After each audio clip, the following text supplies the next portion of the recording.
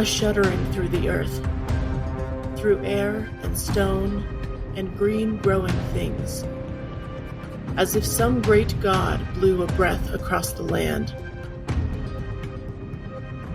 Then the impact came.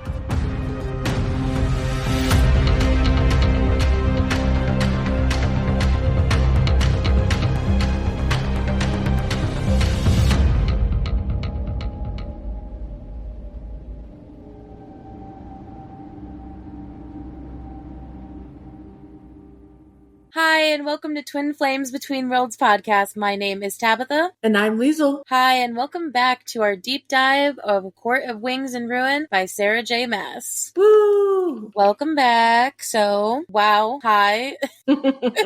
A lot is happening. So we will be going through chapters 48 through 55 today. So it'll be a little bit of a shorter episode because we've had just a string of long episodes. So short give you guys a little compared to others, for sure. Yes. Short compared to the others. So yeah, we will be going through those chapters today. And again, just as a reminder, we are explicit. Gonna remind us at the beginning of every episode now. We do cuss. We do talk about the sex scenes and the implied sex scenes. The very heavily implied innuendo.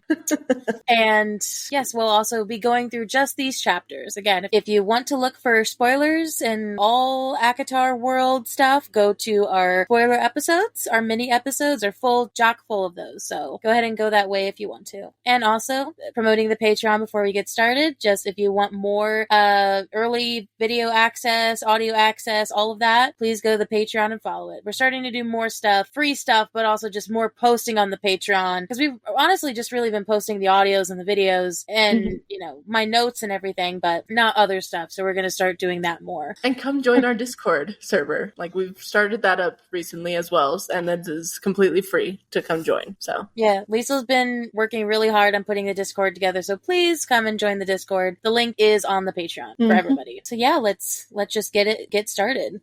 So previously on A Court of Wings and Ruin, we had a meeting, y'all, and the meeting went better, a little better than expected, but also mentally went worse than what was expected. A meeting? Is that what it was? I thought we were just watching some kind of sitcom. Yeah, we were just watching every season of The Bachelorette.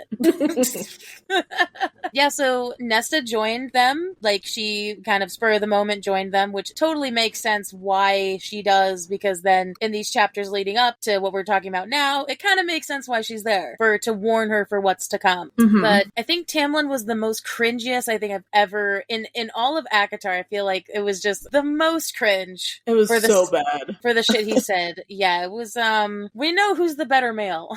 It's not even that at that point. He was not even just condescension, but putting her down in such a way of, oh, do you like fuck her this way or whatever, as if like she was just literally just a consort or something. It was all of my conservative history teachers in high school wrapped up into like one dude. So yeah, but then of course near the end of it, Helion, Spellcleaver, our powerful bi, came into the fray, and we're liking some of the High Lords. We bonded with Tarquin again, so the Blood Rubies are no longer in play, and yeah, so Nesta had an odd feeling, so we're going to learn what that odd feeling was, and by the way, it's bad.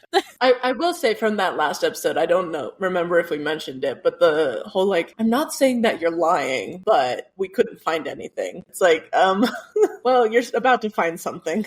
Well, I kind of understand where Feyre was coming from. The immediate not believing her was kind of BS, because she should have like been very red flagged about that. But also, I guess if, Breeze checked with Valaris, they checked of course they can't check the whole entire world, but at least they scoured at least Prithian and didn't find anything. Right. So to be fair, there was nothing like readily available at the moment, but also like that should have been a big omen, like you should prepare for something. Right. Rather than just go back to normal, because I don't think it would be normal, considering that Nesta, as it keeps getting brought up, was made by the Cauldron. And she usually refuses to acknowledge that. So when she says something's wrong, I would believe it. So yeah, let's just jump right in. Top of chapter 48, huh? Oh, right. That was just the recap. Well, also there was a lot to recap because, like, even though those span of chapters wasn't the number of chapters was not long, but it was the fact that all of them were it was longer. Right. So yes, the night before, Feyre overheard Mor and Helion going at it all night. By the way, all night. That so much so that Rhys had to put a shield around their room. To protect his dear mate's ears. Like, it's honestly, I kind of feel that because it'd be like if I was like in the room next to you and I heard you going at it with somebody. I'd just be like, nah. Good for you, but also, like, I want to get some sleep here. You're my sister. I'm not going to want to hear that. You know, all the power to you. You know, please, like, have sex. We can talk about that stuff all we want, and, like, we're comfortable with that, but when it comes to, like, the actual action, like, there's a level of privacy that is just human decency. Yeah, so, anyway. Also, it seems like Mor was trying to forget what happened the previous day. Yes, because, again, we couldn't go through the full recap, but yes, Asriel almost killed Eris during the meeting because he called her a slut. And to be fair, that's pretty much a killable thing, but also Asriel went feral, and so she couldn't handle that, and so she decided to fuck Helion instead of talking. Wow. God, these people are terrible at communication. A lot of them. About their feelings. Like, they're good in every other aspect, but about their feelings are hard. And I do feel slightly validated that feelings are hard in Fae as well, in immortal creatures. So, as Feyre gets up the next morning, she also reiterates to us that Asriel and Cassian did not return all night, which heavily, even though it doesn't really matter, I really wonder where they went. Whether or not they were just scouring, or like you said last episode, whether they were just on the roof, the palace, and they were just training or something. Like, obviously they weren't there that night because they didn't want to hear anything. Right. And I suppose there could be a chance that they weren't actually, like, doing much, or, like, it's not important. Like, I know some authors will, like, send characters off just because they don't want to write about them in the scene. It's like, they'll go off somewhere. Who knows what they're doing? And then I'll bring them back later. But also, Rhys did mention last part that the proximity was a thing that's never happened between them, because, like, Mor and Asriel have had lovers in the past, he said, but never in such close proximity that it was, like, very direct of, you will hear her. Yeah, I'm sure Az did not want to hear her. Which that makes sense. Cassian, on the other hand, I think he just wanted to not try to break into Nesta's room, but that's my own crack theory. That's my own theory. Yeah, just to not, like, sit outside Nesta's door, like, protecting her, and using the excuse of, like, I'm just gonna go make sure Az is okay. Yeah, they're each other's crutch, and but overall, Mor does not look very chipped. She is very, like, I just imagine bags under the eyes, her just honestly sipping, like, coffee whiskey of just, like, why did I do that?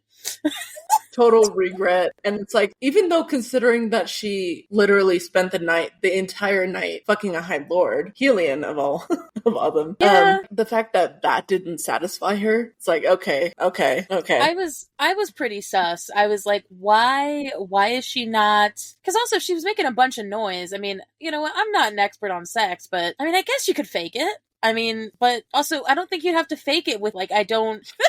I feel like it would probably be more like she was physically turned on by him. And so, like, maybe she got, like, a physical satisfaction, but it certainly was not the mental separation that she was looking for. I understand. But yeah, so Cassian walks in, and the first thing Mor says to him is that, you know, Helion wanted you to join us, and it's like, well...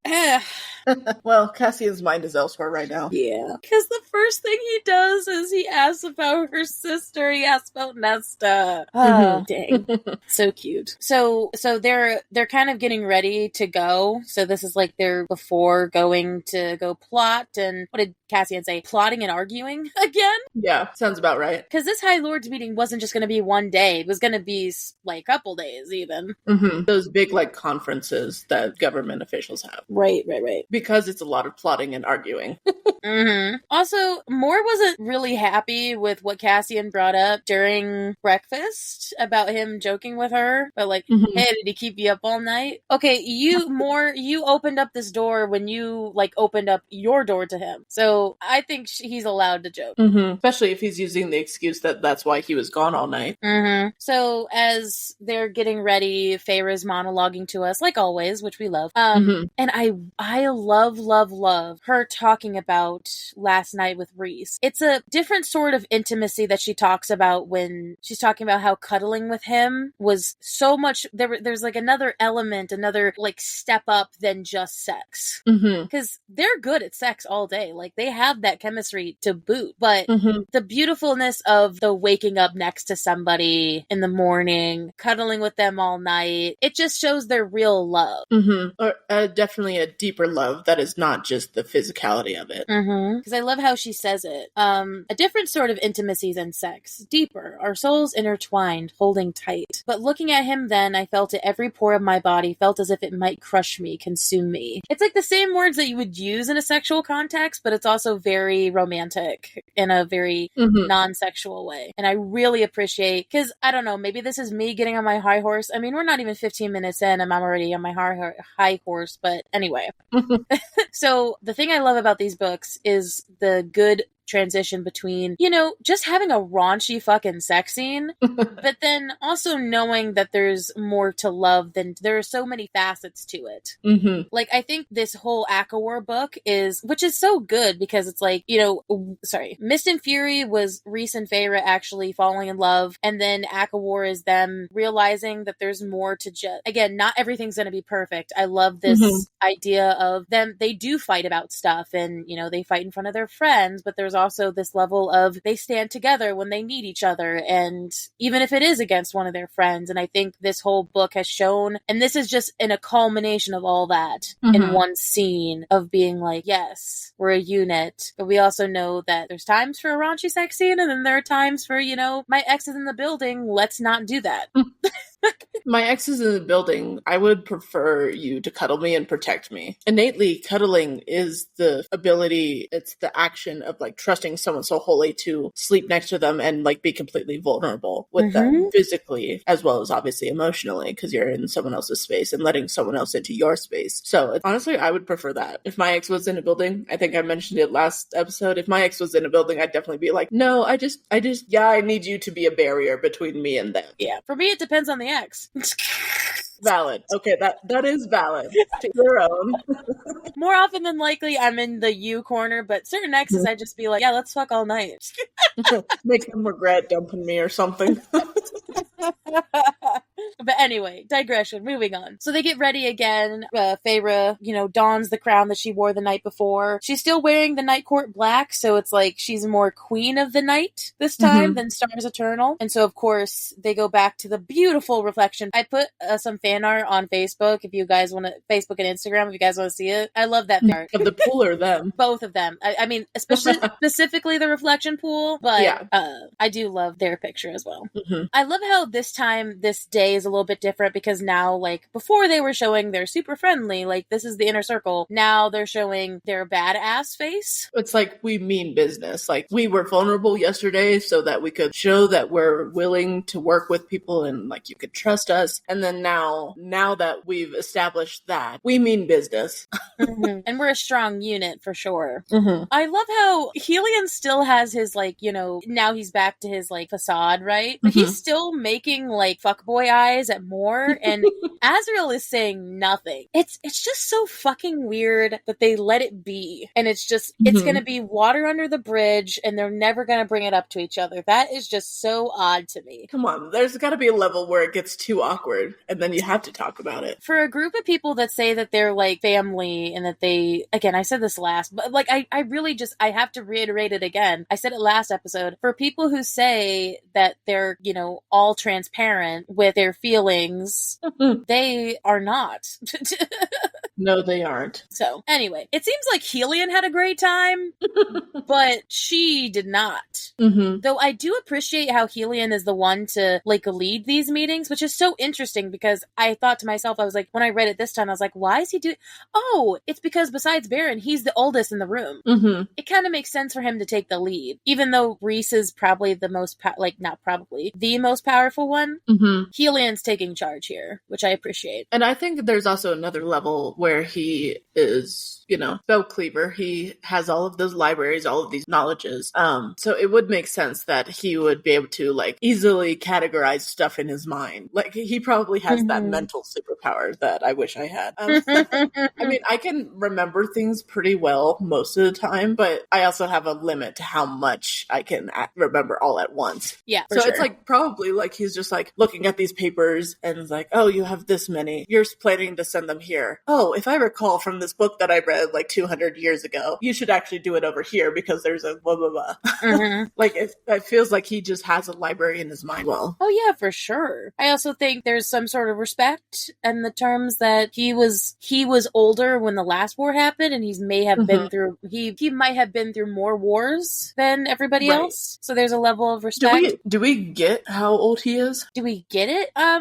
think I don't think there's ever like an actual number, but I think people have approximated 800 or something like that. 800, maybe 900. So don't know. A little bit older than Reese. Yeah. Just by 400 or so years. Yeah, Also, was it just me when I reread this again? But Helion had time to look over these charts last night that Tamlin had. Okay, I know I'm good at multitasking, but how the fuck did he do that when he was screwing more all night? I don't really understand how he could have done both. My thing is, I think he probably didn't last night, unless he can multitask like that. But like, I feel because Feyre specifically said that he was gone when everyone got up. Like, if he like snuck out after Moore was asleep, or like kind of snuck out in the middle of the night, or like at least early enough in the morning, right? And then because of probably how fast he can read and categorize stuff, like he was able to do that really easily. Well, there's also magic, I guess. Like that's true. He could be having like some spell, like read over them and put them all together. Just thinking about that, Harry, but in like the second movie where like the pots and pans were like they were cleaning themselves, I could just imagine Helion having sex with Moore while just the pages were flipping themselves and just I guess that looks good. Just like imagine the like in the middle of it, like they're, I don't know, taking a break in between rounds or something, and he's just like, oh, that's interesting. I didn't know there was an army there. It's like when people say they watch Friends while having sex. Okay, interesting. Okay. I don't have that level of multitask, but also I've never tried, so. But anyway, I just thought that was weird. Yeah. So apparently they look good. They look legit. I love how Tamlin is about to get into once again with Feyre about like, oh, she destroyed my armies. I only have 1/3 of them now. Like he's about to again go into this shit that none of us want to hear. And but unthankfully, Nesta interrupts this for us, and she shoots out of her seat in full pain and confusion. The confusion part also, the confusion part confused me because she's in pain, but she's also, I think, confused about where it's coming from because like nothing is attacking her. Right. She's like, why do I feel this pain? So Moore catches her, and like the idea of just Cassian growling at this non-existent threat is very funny to me. It's like dogs barking at something that's not there. It's like, So Callius, again, remembering the High Lord of Winter, he thinks it's poison, which is fair, I guess. I mean, I don't think Thesian wouldn't have poisoned anybody, but I think the reason I want to bring it up is I think it brings up a different understanding about the High Lords that we didn't really bring up last time. They don't trust each other. They don't trust each other. Like after Amarantha, there's this level of distrust among them that they would even think that would be possible. Right. For them to just poison somebody else. So I think that's also going to be a problem. But I just wanted to mention that. Helion and Thesian go to Nesta because, Thesian has healing gifts. Yes, I said that right. Thesian has healing gifts while Helion has his spell cleaving gift. So he's looking for a spell on her while Thesian is looking to see if something's wrong with her, and there's nothing wrong. When I first read this, I was not expecting this at all. At all. I was shocked. So, I mean, I'll admit, I was thinking like it was something related to what she had felt the previous night when she said something felt wrong, but I was not expecting what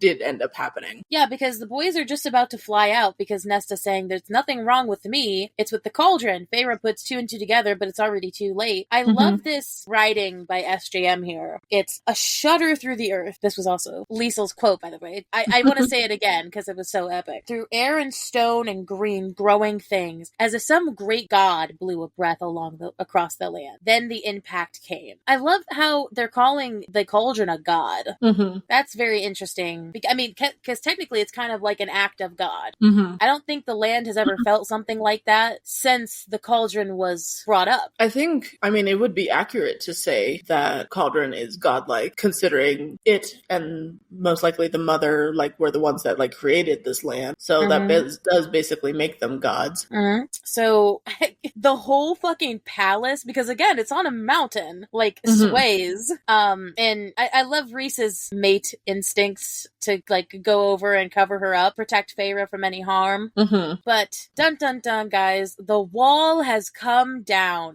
Wow, wow, wow. I do like the way that it was said in the text of, like, at first, you know, Rhys is, like, just looking off into the distance where the wall would be as if he can see it. And then he's like, the wall was attacked. Hybern just attacked the wall. And then a beat later, oh shit, the wall is gone. It wasn't just attacked. The wall is actually gone. You bring up a good point, though, because then he looks at Feyre, because that was, like, Feyre and Nesta, I mean, specifically Nesta, but also Feyre's mission was to protect the that was the humans' only protection.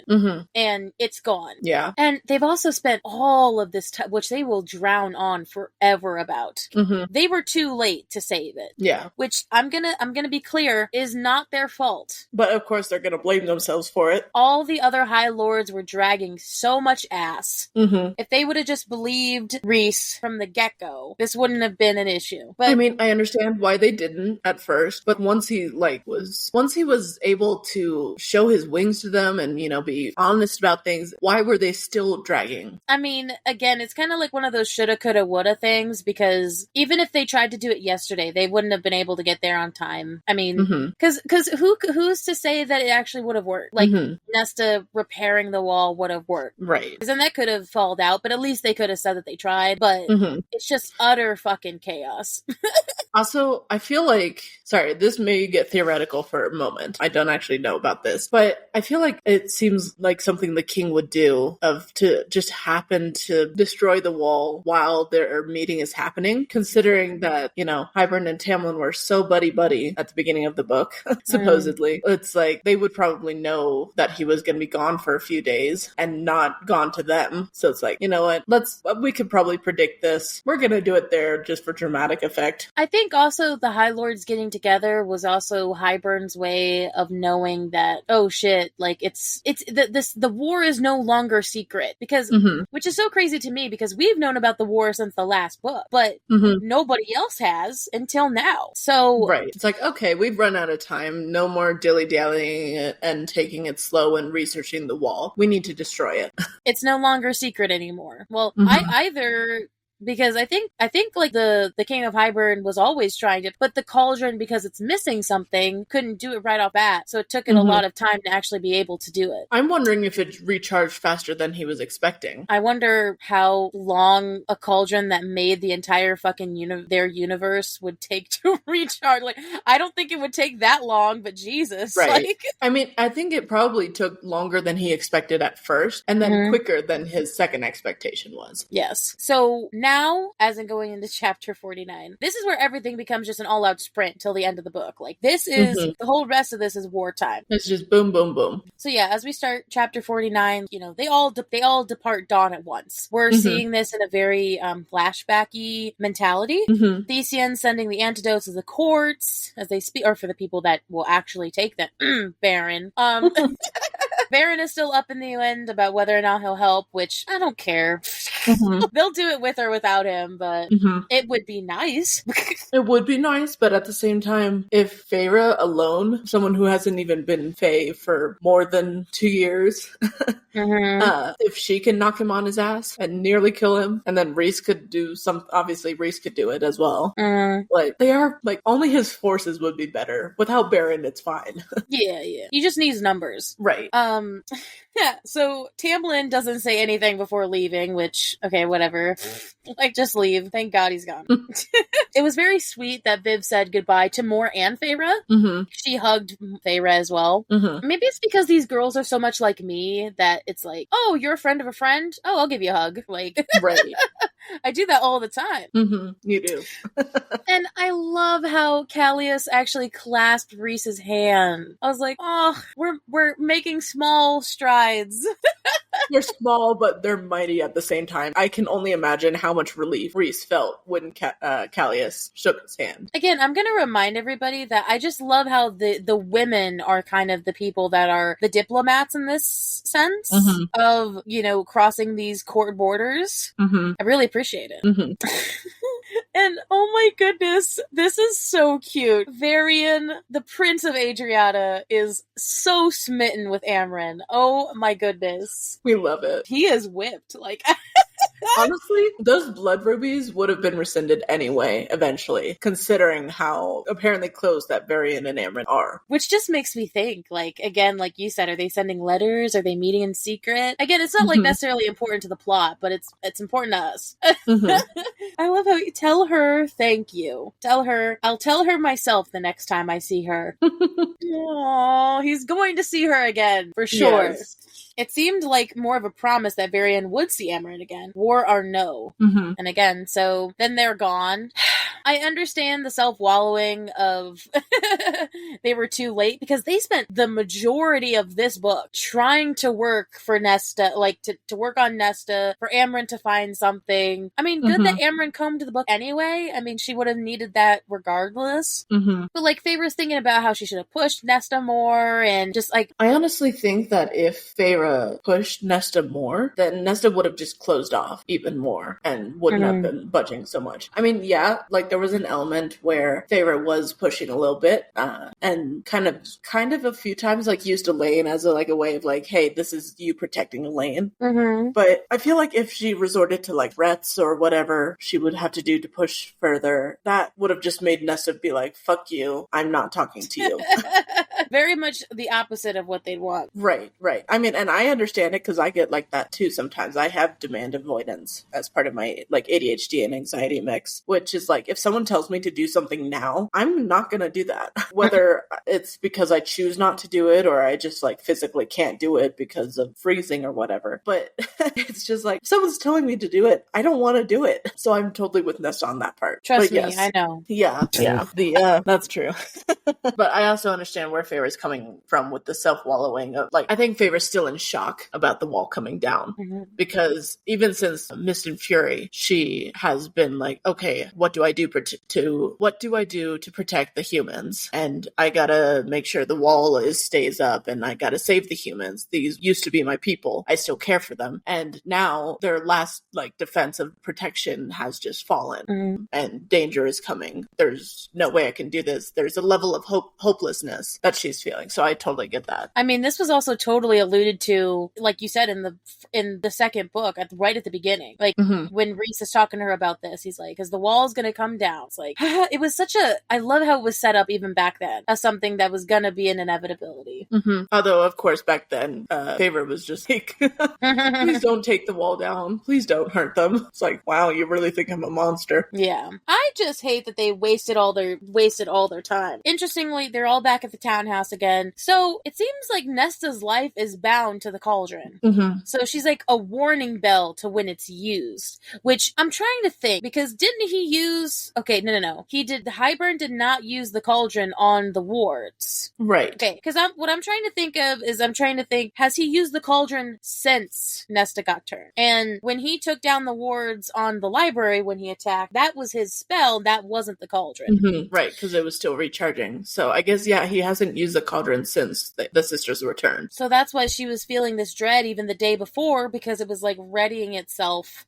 So I feel like they thought she was being hunted because of her power. I mean, for sure, like getting the power back means a lot, but she's also being hunted because she's literally a beacon for knowing when they're going to use it, which is such an asset. Right. Or a disadvantage for the king. Right. Can I just say, is it weird that Elaine is not a trigger either? either. That makes me question, why is Nesta different than Elaine in terms of, I mean, I guess, power-wise they're different, but it's like, my main question when I read this the first time was, why is Nesta a beacon warning, but Elaine is not? Because they're implying that she didn't feel anything. Unless she did, and she's just not saying it. Right, which is possible. Especially because she was in Belarus when it happened, and so, I don't know. She could have locked herself in her room or something. Like, with Elaine was, as we've kind of, talked about, Elaine is obviously the seer, as we've found out, but she was supposedly given the powers of seer, whereas it is repeatedly said that Nesta took from the cauldron. So it could be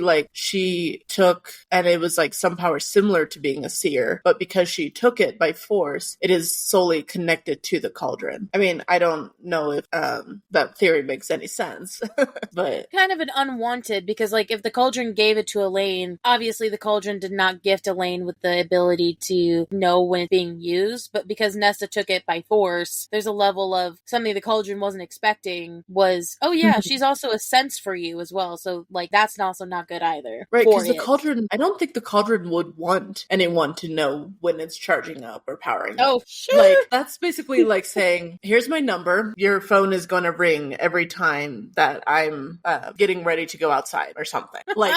That's you don't want to be tracked like that. No.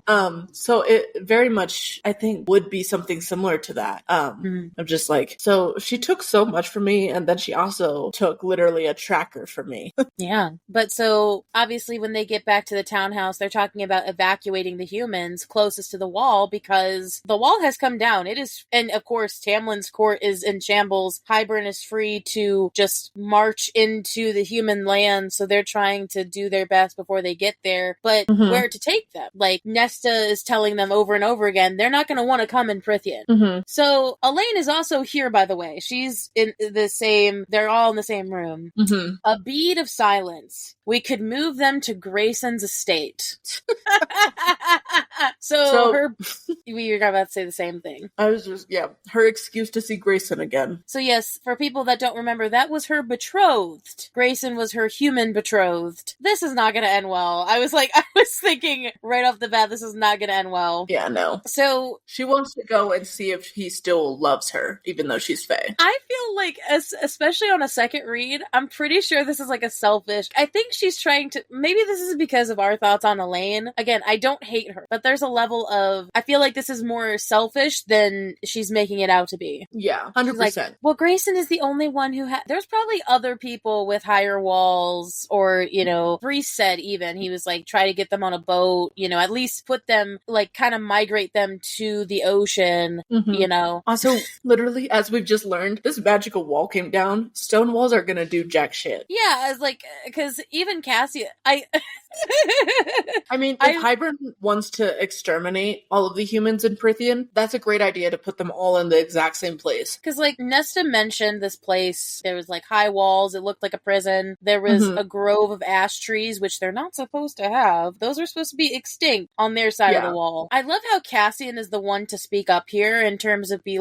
he's combating Elaine at every okay, we're gonna have to set up a garrison. So she's no, they won't allow it. Well, they have hound. Bitch, I don't give a shit what they have. We are right. There is no way they're going to be able to protect themselves with walls and hounds from a bunch of highborn big magic wielders. Ain't gonna happen. So she just wants to see Grayson again. That's it. Yeah, because honestly, when we even get to that scene, she's not really even caring about, I think she says it one time about, please take the humans, but it's everything else is just very selfishly intended. And so it's I'm still me. So apparently there's escape tunnels, apparently there's hounds that can detect fairies, which I'm kind of with Feyre on that one. How were they trained? How does that work? If there's no fairies over the wall, then how were they trained? Unless they somehow licked off some fairies and brought them down and, tortured them or something. Right. It's the only thing I think of. So Elaine, yes, bright idea. I'll go talk to him. I love how Nesta Feyre immediately, no. You who has been in your room basically, not doing anything for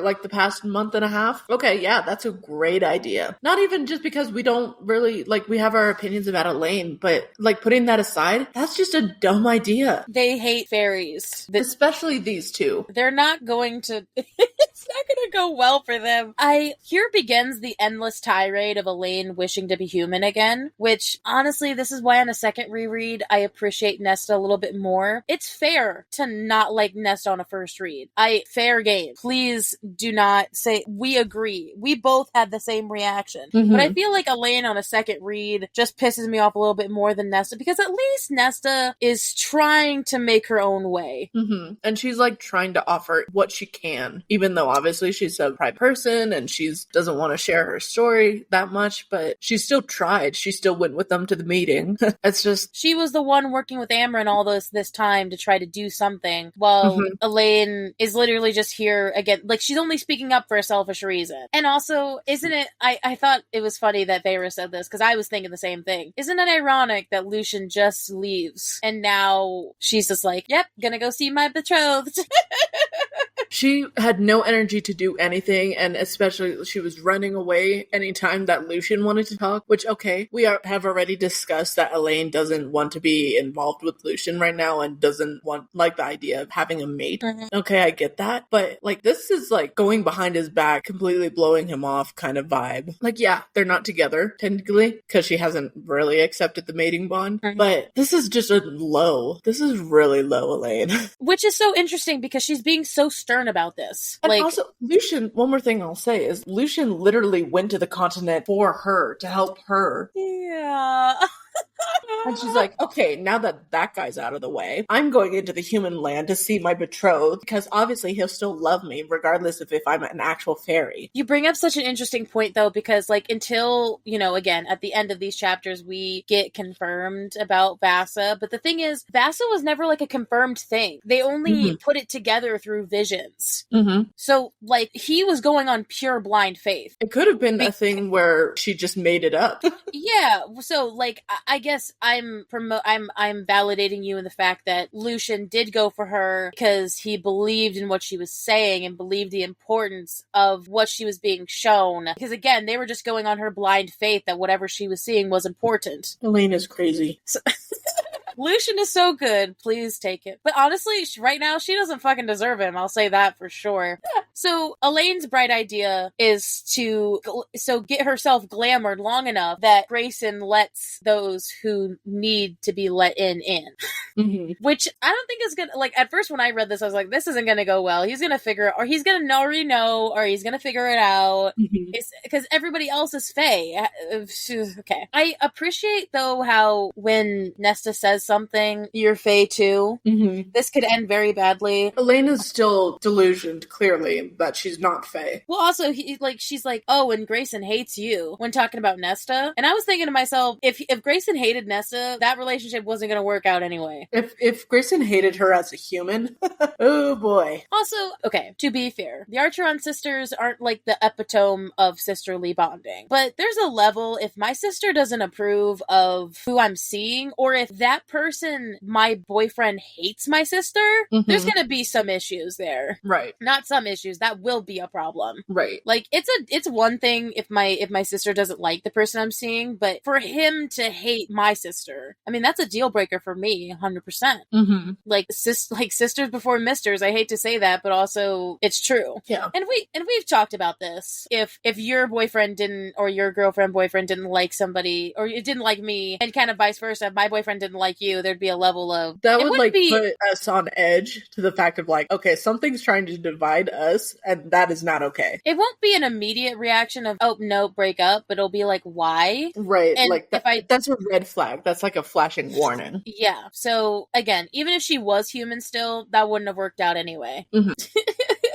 So yeah, she wants to glamour herself, and they're gonna go to... So all of them... So right now, they're all leaving Valaris, except for Amryn. Because again, Amryn has to protect Valaris, but she will be needed when she's needed.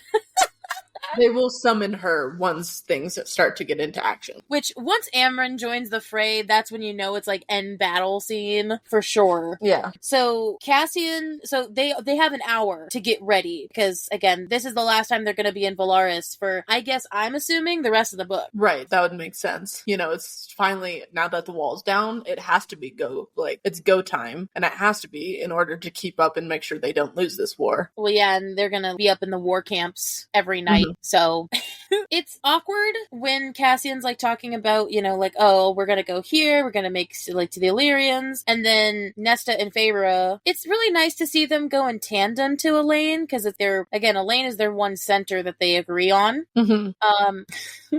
I love how Feyre says, "I need you to understand if this goes badly, if he tries to harm you," and then Elaine interrupts, "I know you will defend your own." What the fuck? I feel what like does that mean? Right. At first, I thought it was Elaine being like, I know you'll defend your own, as in, like, yeah, you'll defend us as your sisters. But then on a reread, it's like, wait a minute. Are you kind of suggesting that Feyre will protect her own, as in she will protect her inner circle, her Fae family? Like, still delusion that she's not Fae? Yeah, because I agree with you, because there's a level of sharpness to that. It's like, yeah, I know. You'll protect your own. That doesn't include me, because I'm not Fae. Bitch, I'm including all of us in this, which is so interesting that this is kind of something Elaine and Nesta have in common, about how they're kind of a little jealous of Feyre's chosen family versus, but again, they weren't ever great sisters, so they shouldn't be upset about this.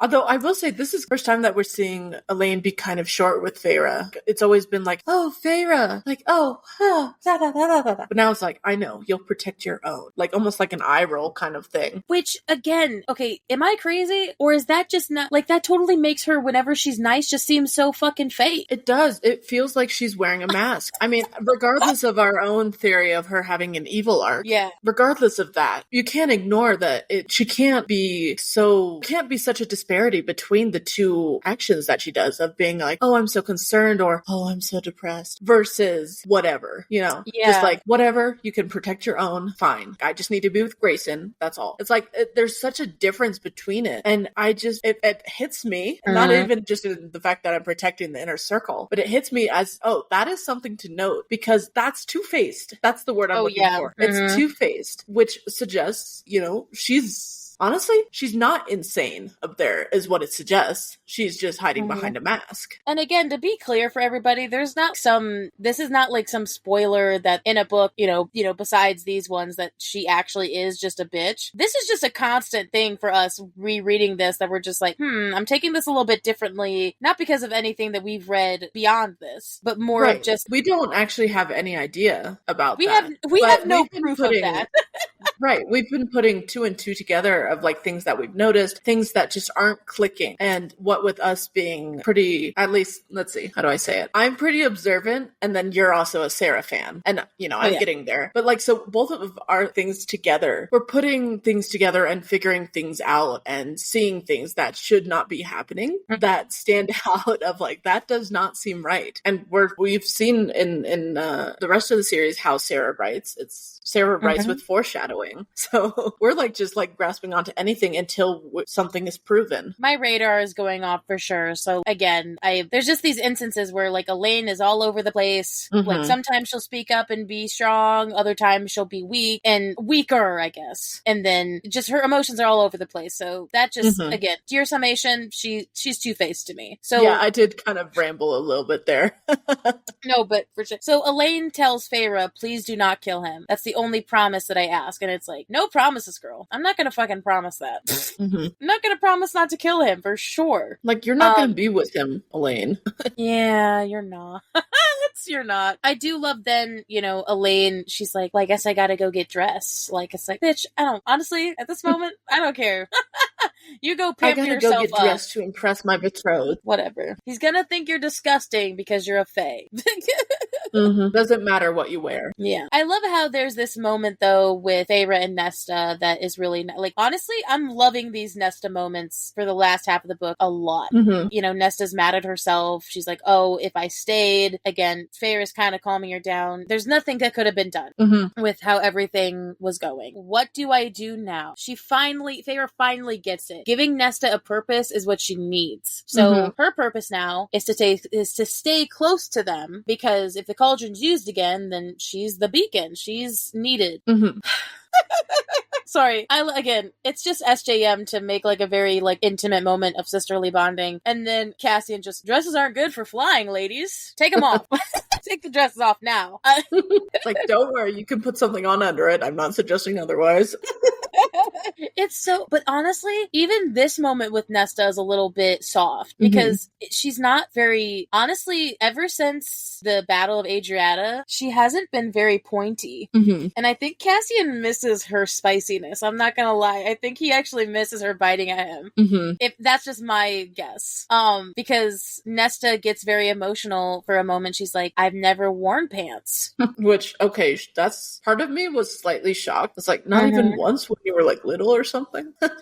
Also, why is that me for some reason? That is totally you. Like, it is so rare that you actually like wear pants. Yeah, for sure. I wear dresses. From time to time, you rock the jeans, but you're mostly in skirts or dresses. Which is so funny, because just like a side note about my exes, it'd be so funny when, because I wore a dress all the time, so like they just got used to them, but somehow wearing pants was sexy, which is like, well, I always see you in dresses and you're always cute, but also there was a level of pants that just made guys go nuts.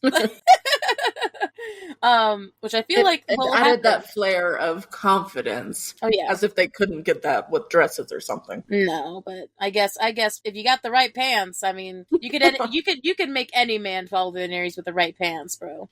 That's true. Or no pants. Yeah, or no. Honestly, no pants would probably do it better. Like.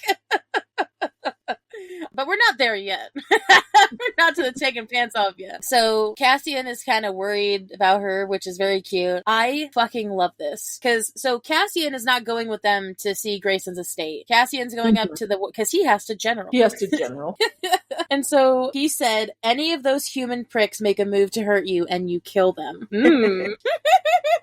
Now he's being spicy. It's almost like he's giving her a crash course. Ash can kill you now. Know your exits. You know, all these things. What to look for. How to kill a man. The right places to hit. Like, he's literally giving her the Cliff Notes version of what training would have been. Which, okay, I have a few things to say about that. First of all, that's like good as a general, as a warrior, for him to be able to explain so quickly. That makes him like a good teacher. So despite the fact that Nesta had refused to train with him, like in this exact moment, he doesn't give a shit. He's like, okay, before we were playing around, you know, I was offering something to help you get your head clear, but now it's no joke. We're in war and the King of Hybern is after you, and you're going into the human realm where you're no longer a human, so you might be hunted. So here are the things to keep you alive. And I don't care if you don't want me to tell you what to do. I'm telling you anyway so that you can have some kind of chance to survive. Okay, I appreciate that, actually. I love it. Because it adds, again, that's not necessarily an inherently romantic thing. It's also just a good guy thing to do. So that makes it makes me fall for him even more. Because it's not like, inherently romantic. Right. It's not inherently. It's also taking into account, let me say that again. It's also Cassian taking into account what he knows about Nesta. Nesta is an independent woman. She does not like being doted on or like being protected in that sense, at least what we've seen. So the fact that he's giving her options to help herself rather than her ask for help, which he knows is hard for her, like that's a level more than like romance or whatever. That is a level of respect and understanding. Honestly, that would make me fall to my knees if someone understood me on that level. Yeah, because he's giving her agency, which is something she needs. Because he even gives her one of his daggers. Right. He gives her a weapon to be able to use. Because I don't really think anybody's given her a weapon up to this point. Probably because they think that she's a weapon of her own with the power that's simmering behind her eyes. Or they were worried like she'd kill one of them.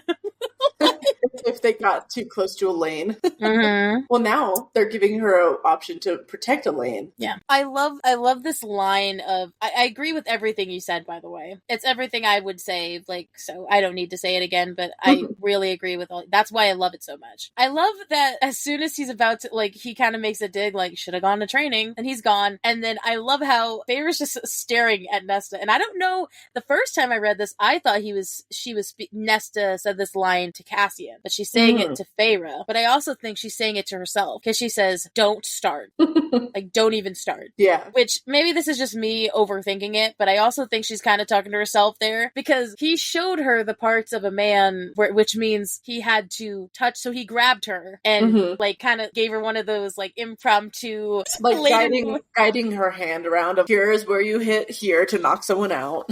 Yeah. And obviously touching somebody else's body, especially his, I mean, French kiss. That's the romantic aspect of it. Yeah, so she's just like, don't start. Again, I think she's saying that to Feyre, but there's also a level, like, I think she's saying, like, don't start. Like, I need to say that to myself sometimes on these rants. Right. So this I also wasn't expecting as well. Feyre goes to Amren's apartment, and she's pissed, because she's, like, putting together her things, and she's, like, you know, combing through the book still, because she's bad because she wasted so much time on nothing. How the hell does Amren know what the name of the thing in the library is? Is that not wild to anybody else? That she just knew its name, but never said it this whole time? Right. So part of me, like, wonders if, because, you know, it said that she had been looking through the books, if she had figured out the name through the books. But then it would also make sense, though, if, you know, the thing in the library knew the bone carver. Maybe it's a chance that the thing in the library also knew Amren before people were put in the prison or something. Also, Amren seems to kind of have that sixth sense that the bone carver does, where it's like, oh, I heard this on the wind, or, you know, through the sea or whatever. The wind or the sea or whatever it is. So finally, we get a name for the thing in the library. His name is Bryaxis. Finally, we can stop calling it the thing in the library. I know, which is just a lot of syllables. I know there's sometimes my Colorado accent comes through and I'm Bryaxis, but it is Bryaxis, like Bry. Yeah. But that's what I said, but obviously it's Yeah, so Feyre is kind of thinking, because, you know, she's like, the bone carver's a lost cause, but it doesn't seem like the High Lord, whether or not some of them are going to help or not, Rhys is still going, because she monologues about this, how, you know, Rhys is still going to probably give up everything, versus the other High Lords probably are more self-preserving of themselves, so they're not going to give as much as Rhys would. So she's like, fuck that, I'm not going to rely on other people, fuck it, I'm going to go down and talk to it again, and ask it to fight for us, which... I do appreciate, though, that she asked Amren to go with her. So it's like, we're kind of getting a favorite Amren moment as well. Yeah, we missed those. Again, the summer court last time was my great Feyre Amren moment. Well, yeah, I love how it kind of is Feyre being High Lady, though, in terms of, you're coming with me right now. Amren's like, wait, what? Again, Amren's there for a purpose, but there's a level of, no, you need to come with me to see if the wards can get taken down. Because again, there are wards on the library to let it out. I think this one's a little bit easier because the prison is kind of harder to get through because they can't break those wards at all. So the element as well, Amren was the one who helped secure the wards after the Ravens attack. She helped like restore the wards around the library. So it makes sense that she would be able to understand them a little bit more. So Feyre and Amren go down again to the library to talk to Bryaxis now. Fuck it, let's make another bargain. I love how Feyre and her bargains. Again, now we're just like getting them out the fucking wazoo. Jesus. I mean, is this one really a life or death? Technically, no, but it is to help her mate, so... It's Rhys's life or death that she's wanting to save, I guess, in that way. That's true. I love how Amren's like swearing, but Feyre's not really afraid, but then Bryaxis is like, one does not summon me. It's like, bitch, this is literally our bargain for me to come down and talk to you. What do you mean I don't summon you? You speak in riddles. I love how Bryaxis is with me again. I fucking hate riddles too. Speak plainly. I know, for Feyre to be the one speaking riddles kind of circles back to the first book. We've come a long way, haven't we? Yeah, and now she's the one who is kind of annoying these ancient creatures with her riddles. Could you even fucking imagine this is where the story would have gone to at this point? No. From the end of the first book, You like would this think was that not. Feyre would be done with riddles. You know, I mean, I thought Feyre would be dead by this point. So she's the main character. Obviously, that wouldn't happen. But so kind of similar to the Bone Carver, he doesn't want to be set free from the library. He the library seems to be his home, but he wants to have a window to the outside world where he can see the sun, the moonlight, and the stars. A dreamer. So legit, this motherfucker just wants a window in the. I love how, again, on the first read I didn't get it, but I love how Favor's just like, that's it, and Amren elbows her in the side. I'm like, that's the best thing. Shut the fuck up! No, yes, this is good. I do appreciate though that Bryaxis is just the first thing he wanted was company. The second thing he wanted was a little home decor. It's he's actually seems pretty personable. A little home renovation, doesn't seem like a bad thing to me. For helping out his upstairs neighbors, that seems pretty good. I love how he's like, will I be able to hunt without restraint? It's like, anybody but our people. Basically, kill everyone related to Hybern. Yes, I love how she specifies that, because again, it's all about specificity. If she said, oh, everybody but us, does that mean just the Night Court? So does that mean every of the other courts are literally just Hybern? Perfect. Chef's kiss. Yeah. Oh my god, this is so good. We need a that was easy button. It's just another bargain. Again, there's a second band on her arm under the previous one. So it's a double band. I really want to know what that meaning is. Yeah. All of these tattoos have a meaning, and I just really don't understand what that one is. Right. Because obviously the other Night Court ones that she has, related to the swirls are about wishing good luck and glory on the battlefield, Illyrian tattoos. So it does feel like even simple black bands around your bicep, that should have some kind of meaning. And it makes me wonder if it has a specific to Bryaxis that only Bryaxis knows. Or maybe Bryaxis didn't want her to have some big ass tattoo on her and just was okay with it being a small band. That would be an interesting thing though, if he was just so conscious about that. He wants some company, he wants some home decor, he doesn't really want to bother his upstairs neighbor. It's like he's applying to be a roommate or something. He's like, I'm not noisy. I'm not noisy. You'll never know I'm here. I'll do what you ask, as long as, I get to have some fun of my own. I don't take up too much space.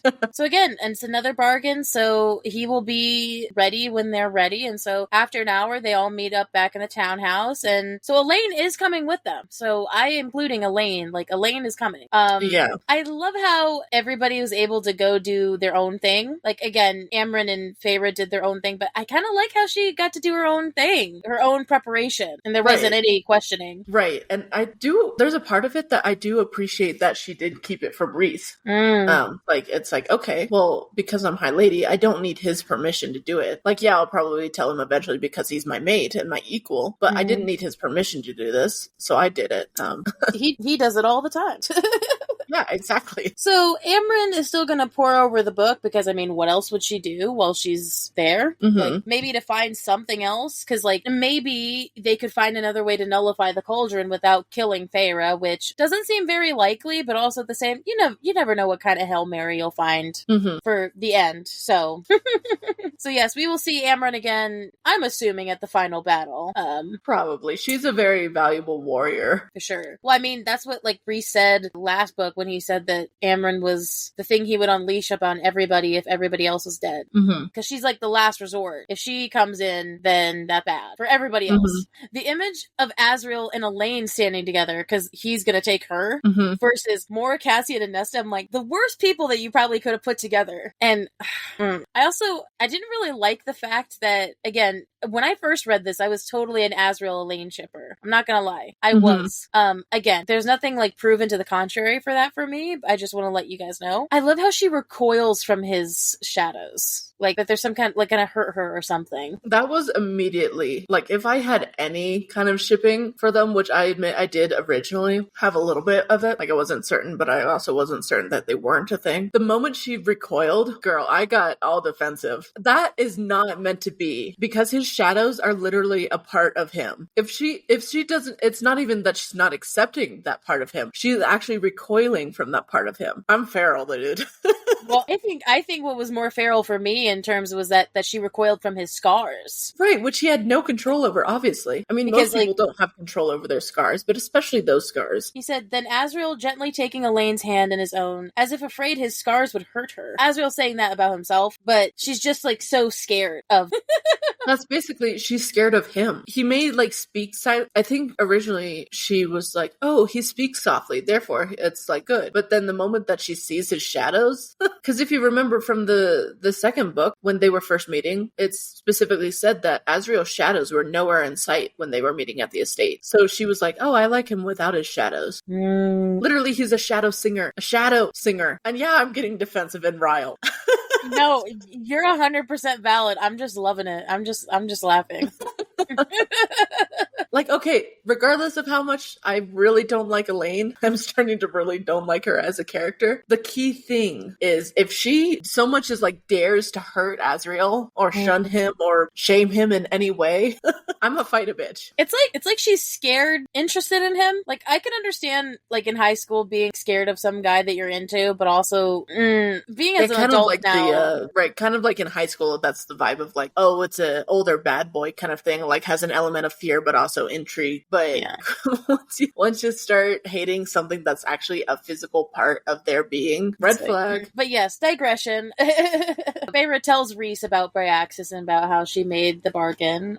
And I love how before they leave, they're still waiting for this, like they're hearing the sounds of the children laughing for maybe the last time.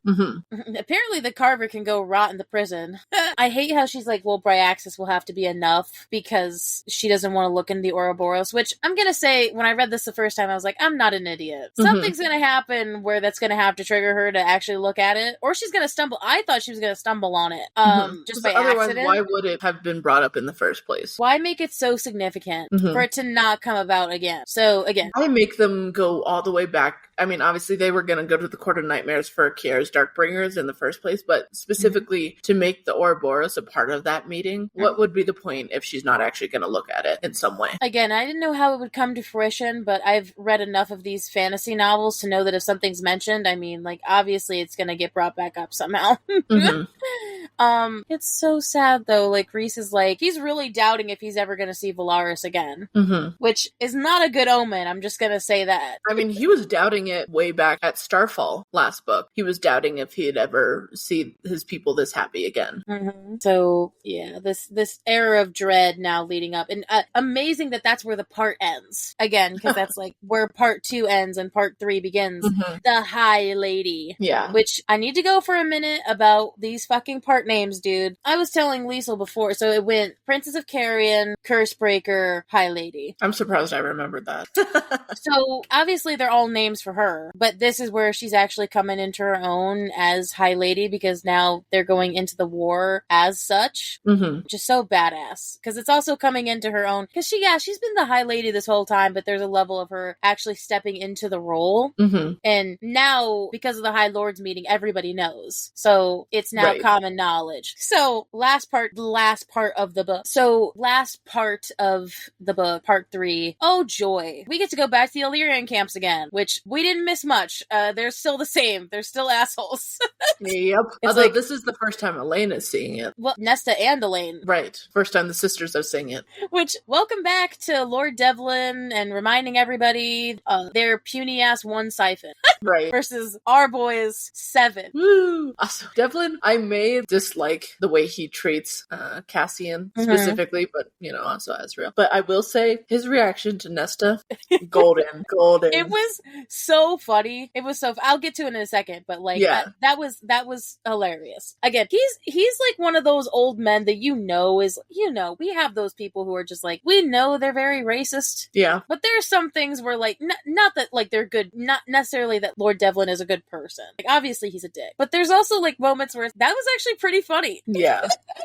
Like, they have good moments. Like, Yeah. as they're few in number, but they're there. It's like that one family member at a reunion. But, he has his moments. He has his moments, yeah. So, obviously, when they get there, Reese isn't wearing his... Because the girls are all wearing their leathers. They're wearing fight leathers. Versus Reese is not, because... which, I never really understood this until I was like, oh, Reese isn't wearing his leathers because he needs to show Devlin that he is not... Because, Lord Devlin was the one who trained them when they were young. So, he's delineating himself from the regular Illyrians and reminding him that he is his High Lord and his superior. Which makes perfect sense to me. I'm like, oh, that makes sense. Yeah. Also that he's able to just like poof his wings out of nowhere. It's just like, guess what? I can do that. You can't. So, yes. The wall. So, Nesta and Elaine are kind of hidden behind them at first. And yeah, Azrael is looking at them like, a lethal gaze. Devlin looks at Moore, gives a scowl at Farah, and then makes his way to Nesta and is like, what is that? Not who is she. What is that? It almost gives me like snobby kind of accent type high school girl. Oh my god, what is that? For sure, but like in a very scared way, at least for Devlin. Like, what is that? I love how somebody in the back says like like they made some sign against evil or something, and I just imagine some guy doing like the Catholic sign against, like that, like, and just being like, he's oh god. Because at first I wondered why they were so freaked out by her, because like it seemed like Amryn had been up to the camps before, and they weren't as scared. I mean, obviously they were on edge with Amryn, but never that scared. And again, I'll go into that little lore element of it, but I'll go into a little bit of why they are so freaked out by Nesta, what they think she is. Again, my first thought was just, I wonder why. Like, why they would be so scared of Nesta but not Amryn. Right. So, I love how Cassian's immediate response is, that is none of your concern, which totally reminds me of Reese, the first time Feyre went up to the Illyrian camps. She's mine.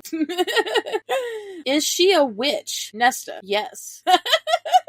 She's totally playing into their ignorance here, and I actually dig that. Yeah. Cassian needs to clarify, because Nesta said that, everybody goes, oh, witch, which I did not think they were witches in this universe, but again, I'll go into that, but I love how Cassian's like, she may act like it, but no, she's high fae, she's not a witch. To the point where Devlin says, keep her away from the women and children. As if Nesta would hurt the women and children. No, if anything, she would probably attack the Illyrian males for being dicks. Well, which makes me think, like, what do they think she's gonna do? Eat them? Right. Witches is a very common thing, and then in this high fae world, I did not think there would be witches. So it just makes me laugh, because it's like such this guttural reaction, and it doesn't seem like Devlin is really reacting to Elaine that way. He just kind of scoffs at her.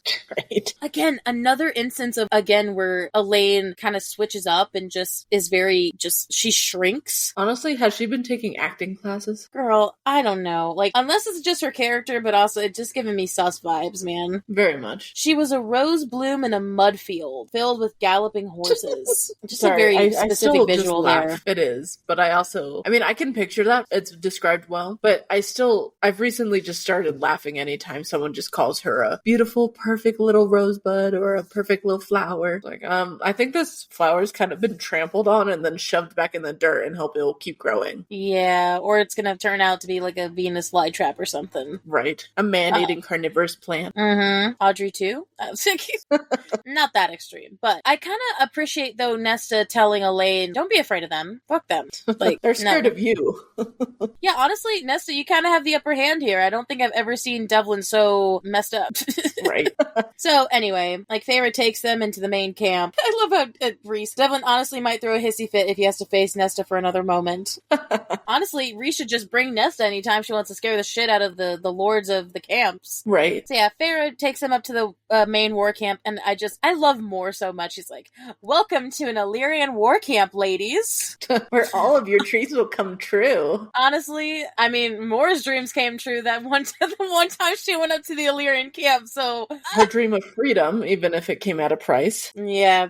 Do I get to fuck Cassian if I go up to the Illyrian camp? Sorry, that was my own thought. Intrusive thoughts coming out here. You would think the same thing. Not in the camp. If I just go into the shadows, will Cassian pop out at me? It may start in the camp, but we certainly would not stay there. Oh, sure. So, yes, big lore alert. So, there are indeed witches in this world, but they're different than high fae, which is interesting because we don't really know if the witches are humans, kind of turned into this immortal, or they're high fae, because it's very vague for a reason. I think this is SJM sowing the seeds of, and again, there are witches in her other universes. I'm not saying that they're directly tied, but also, come on.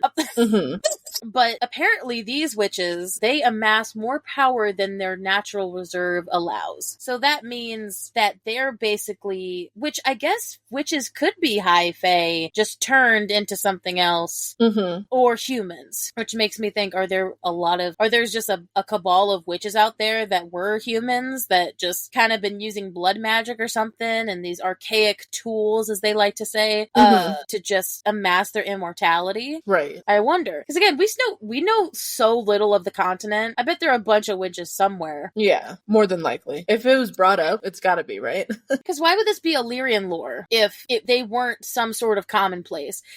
Are they just fable? Or like, is it legit just a fable to them? Or have they met witches before? Right. Like long ago or something, like an ancient connection. Which honestly, I'm not gonna lie, does kind of represent Nesta though. Because it seems like her power exceeds what she should actually have. Not saying that she doesn't deserve the power she has. I mean, in the moment, I don't think she deserves the power she has, but there is a level that she has way more than nature would probably have allowed her to have. Right.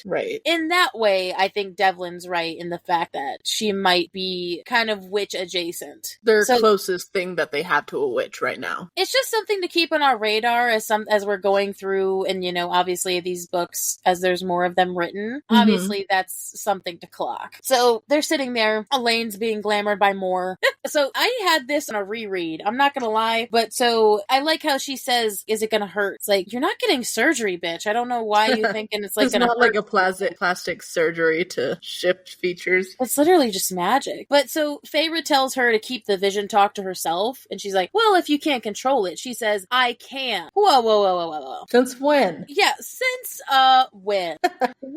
Yeah, did no one else pick that up? Because I think that was like on a second read where I was like, whoa. Before, she made it seem like those visions that she had, like, just kind of came to, so there's two things here. She either had control the whole time and she just didn't say it, or she has mastered her skill enough in the shadows to where they didn't realize it. Yeah, is that why she's been quiet all along, so no one looked too closely at her training? Both answers are frightening and suspicious. Yeah. Because she was lying the whole time, then she just was lying, and then if she's been kind of cultivating her powers in secret, what else isn't she saying? Right. So, hella sus. Because she's advancing beyond their comprehension without any help. It's not like she's getting help from it, unless, like, the fucking twins are helping her, which I doubt. Right. Like, it's not like they have seer powers or something. Right. That we know of, I guess, but, I doubt it. I love how they talk about how, like, when she finally gets glamored again, Elaine looks so plain. So of course, they then winnow to the human lands, and she's starting to get really nervous. Elaine is starting to get nervous, which,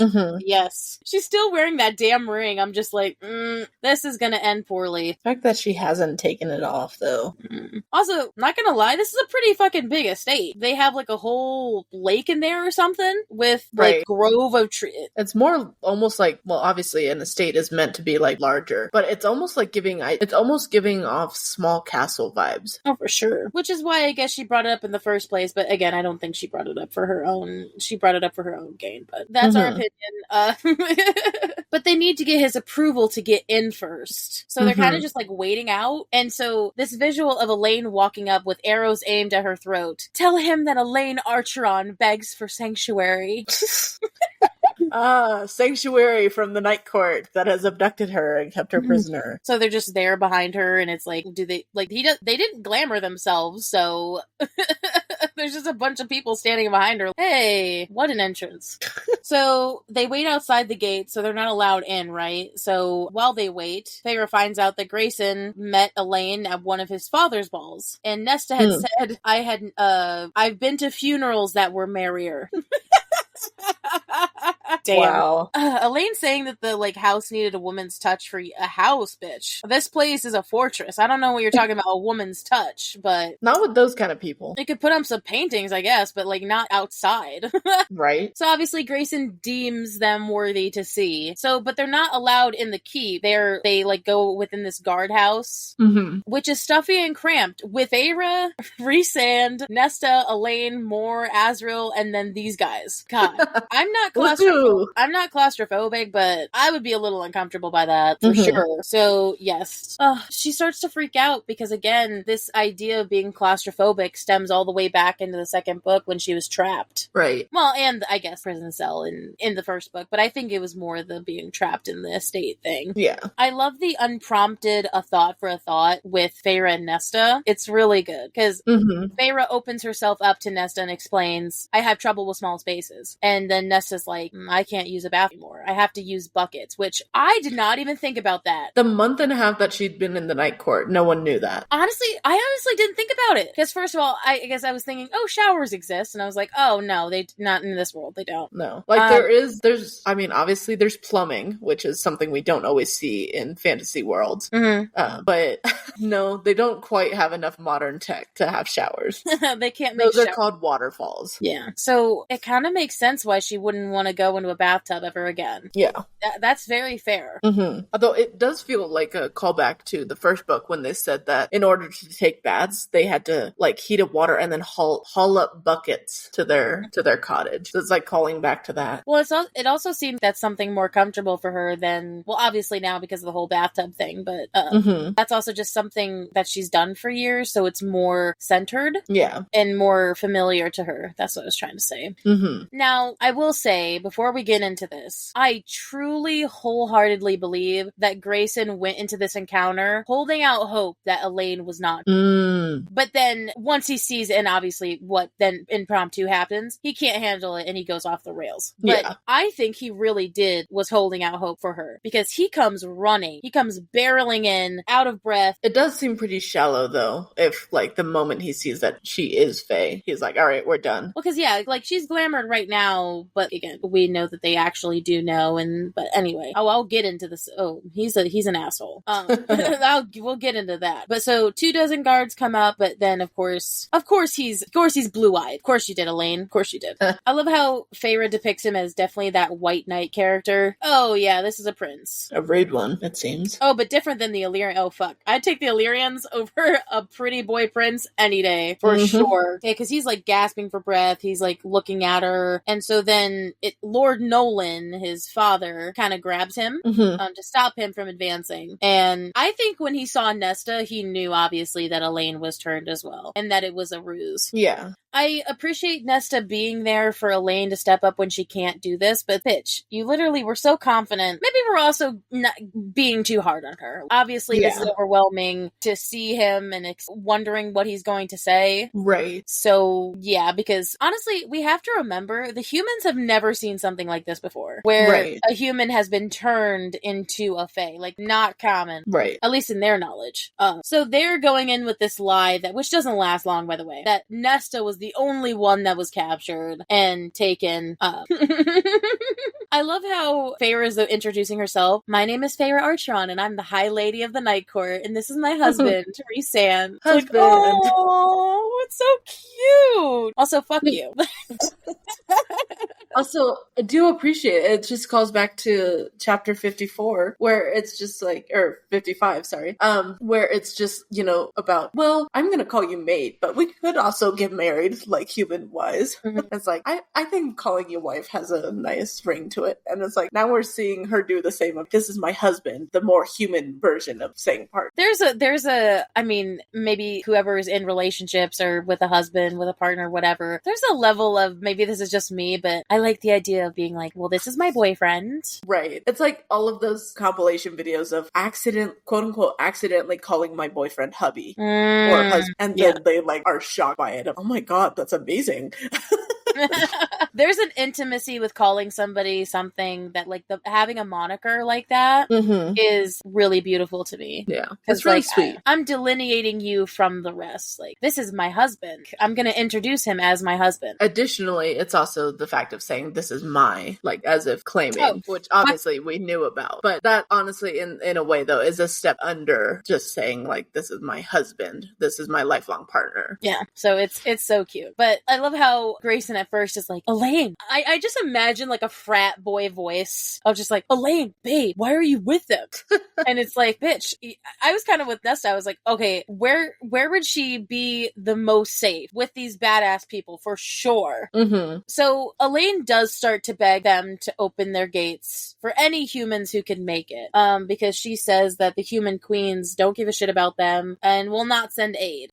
So I was a little bit shocked about who shows up, but the fact that they did know about it took me off guard. It's like, oh, good God, they knew the truth the whole time. Right. It does add an element of like awkwardness of like, okay, what was the point of that then? Yeah, so they made this like big deal about the glamour, and I feel like the glamour actually made them more mad. It was just useless at that point. Yeah.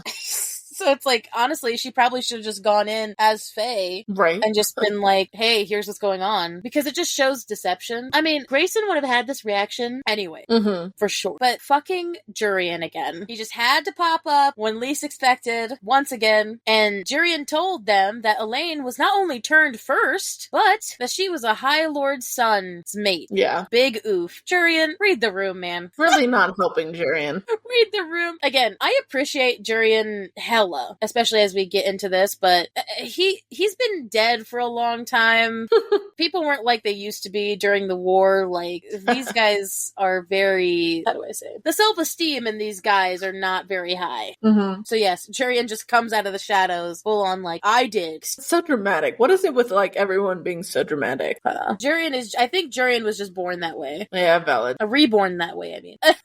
I mean, probably born that way first and then reborn that way. So apparently Jurian came alone, which is different because this is the first time we're actually seeing him alone. And he told Lord Nolan, and Grayson the truth of the Queen's treachery. So we both were in the boat that Jurian was never fully a bad guy. Like, the whole thing seemed off.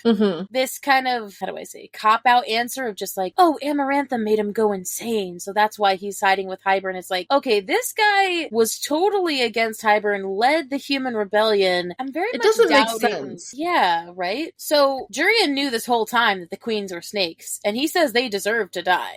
It's so sad. They fucking bring up the Golden Queen a couple times, and I'm just like, oh, she did not deserve to die. Right. So now, differently, they're looking at Jurian not with madness in his eyes, but clarity. Right. Which is kind of, we saw a little bit of that clarity. Feyre saw a little bit of that clarity at the beginning of the book. Yep, that bonfire scene where they were talking to each other. And honestly, Jurian did such a good job that he made Mor and Rhys believe it. Yeah. The people that he actually knew and that actually knew him. Right. Again, to be fair, he kind of did go wild with Clythia. I mean, I don't think any of us kind of condoned what he did to Clythia. Not that Clythia was a good person or anything, but yeah, that was a little bit rough. But honestly, when I really thought about it when he explains this, honestly, it makes so much sense. He woke up resurrected in a room full of Hybern enemies. What did they fucking expect him to do? Right. Like say no and then get killed immediately. He has to play the part that he thinks that they want to play. Right. And honestly, that was so fucking smart. So smart. Yeah. Honestly, Jurian's kind of a foil of Rhysand in a way. He's like, because he says it, I was glad to do it. If it brought us an edge in the war, I didn't care what it did to me, what it would broken me if it meant we could be free. Right. It's like, who does that sound like?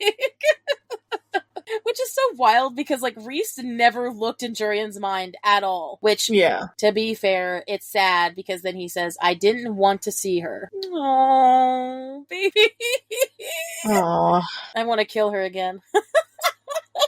Yeah. I want her to die 1,000 deaths. That'd be preferable. Honestly, it made so much sense that I was like, yeah, that tracks. That really tracks. But this makes sense. Like, we had kind of like seen that early on. It's like it doesn't make sense for Jurian to be with them. We feel like there's more layers to Jurian. Now we're seeing that. Because it never seemed like he was glad about things that were happening. Especially to the humans, if anything. Right. Well, it seems like everyone can play the villain convincingly. It's almost like Rhys-Ann's getting a little taste of his own medicine. With the whole playing villains thing. Right. I mean, what better place than a man on the inside? I agree. That's even better than Tamlin's excuse to get information. It's almost, okay, the difference between Tamlin and Jurian is Jurian legit didn't have a choice. Right. He was literally resurrected by them in the throne room. He couldn't do anything. He had to do with what he had to do. Versus Tamlin, like, made a fucking deal that he knew was bad just because he thought he could outsmart them. No, for sure.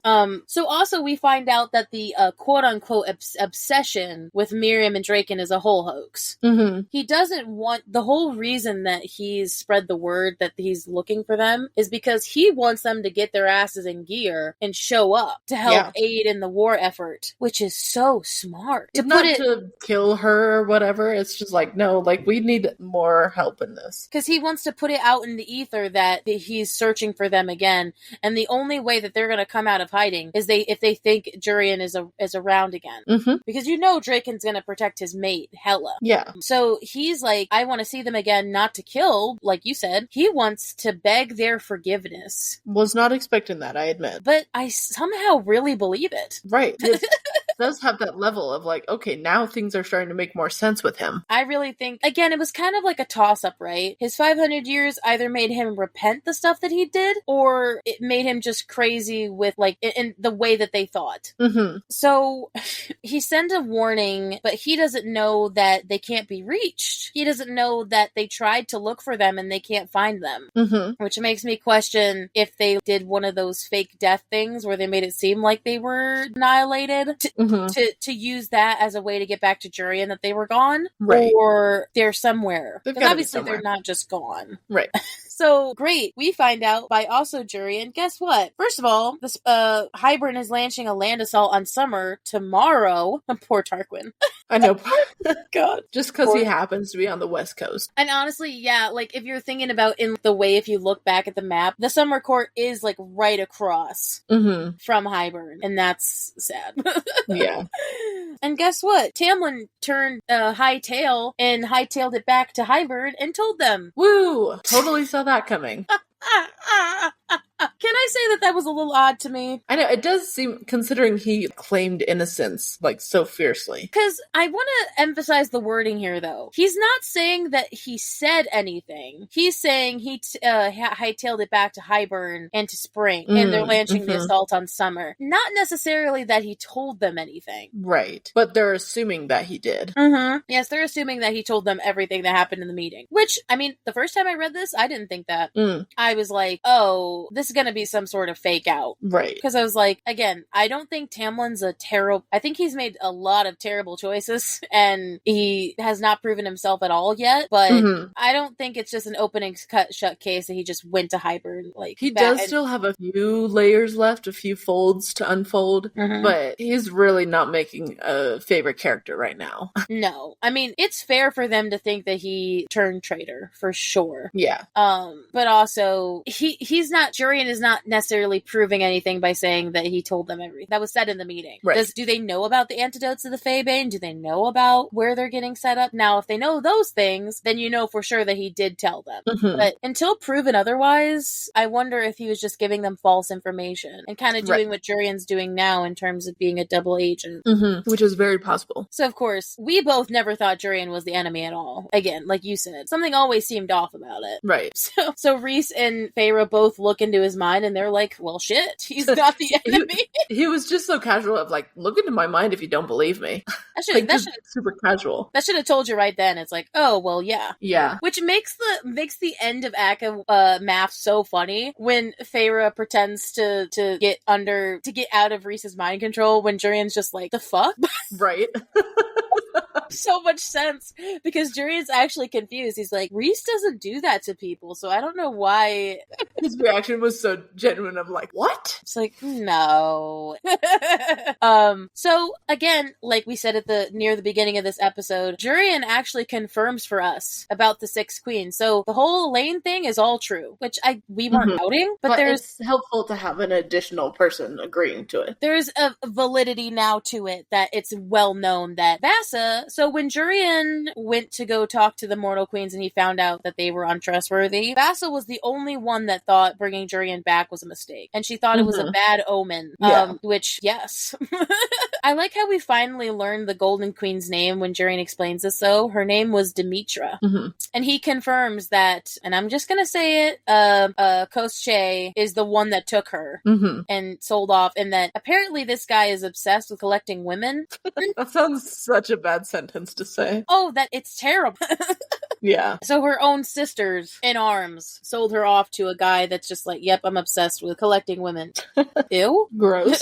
He said a penchant for enslaving young women. Because now they call him a Death Lord, which is different than how they described him before because they just said like a darkness. Well, Jurian is explaining him as a Death Lord, which my synonymous opinion is Death God. Yeah. So obviously it is Kosechi. So I love how Moore's just, yeah, we know. God. So here is where it goes downhill with Grayson. Like, we knew it was going to happen, but Jesus Christ. Oh, God. Boy needs some self-control. Because obviously, again, this is really why Elaine's here. But honestly, yeah, she came in, lied. I mean, it's true. I think Grayson's more worried about the fact that she's mated to a High Lord's son than the Fae part. Which, what a typical man. For that to be the most important part of that scenario. Right. You have your mate, so therefore we can't be together. That's just a cop-out. But I will say, is it interesting that she stands up for Lucian a little bit? That was odd. Considering how she treats him, yeah. His name is Lucian. It's like, when have you ever stood up for him? Like, what? Or as if, like, giving him a name makes him better than, like, just a High Lord's son. This is what I mean about this bitch being all over the place. Like, it also, it also feels, though, like, she doesn't want to acknowledge that he's a High Lord's son, because that makes it sound more Fae, considering they were told that the High Lords are bad and stuff. And so it's like, okay, his name is Lucian. Like, that's just his name. He's not a High Lord's son or whatever. He's not, like, super duper Fae. Yeah. Like, she's trying to reason with herself in all aspects of everything she does recently, it seems. Though I just appreciate Feyre's inner monologue. She's like, a High Lord someday, maybe. Like, I will sympathize with this one, because she kind of does lay it all on the table. She's like, because like Grayson's like, do you even know what that means? It means nothing. You belong to him. I belong to no one, but my heart belongs to you. And Grayson says, I don't want it. I just want to say, again, even though my feelings for Elaine, this hit me the first time, because I think we can all relate to this one. That having somebody who, we talked about this a little bit, you know, at the beginning of the book when she was in her depression. This is somebody who you thought you were in love with. Again, this is like young love to me, Elaine's feelings about this. Yeah. There's this level of, I think most people at one point felt like they put their heart and soul in this person and like went all in. I love you. I don't care what everybody else says or like, you know, the circumstances in the world, like, or I'm this and you're that. I don't care. My heart belongs, like, she is, honestly, I appreciate her in this moment of being like, I'm laying it all out there. I want to make this work. And he's like, no. The fact that the idea that this is something that he can't overcome, this physical problem of hers, like, that he thinks, it's like, the fact that he can't love her enough to move past this quote unquote problem in his mind is just heartbreaking. Yeah. It's like the whole vows when you're betrothed or when you're, you know, as a fiance or you're at your wedding, till death do us part. It's like there's a level of, well, now there's an asterisk to this.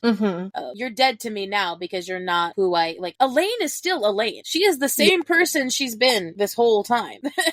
She hasn't changed. So there's a level of, I sympathize with the fact of you loving somebody, but them it being so circumstantial and conditional. Right. When you thought that it was all encompassing. Right. So, yeah, I agree. In that aspect, I do sympathize for her. But yes, I just wanted to say that because I feel like we both can relate to that. Yeah. But also a lot of people can too. So I really did sympathize, and I do sympathize with her in this moment. I just wanted to give you the floor if you had something to add to what I said. No, you said it pretty well. I do. So, so now, fuck you. The sisters are getting involved, and now we step in.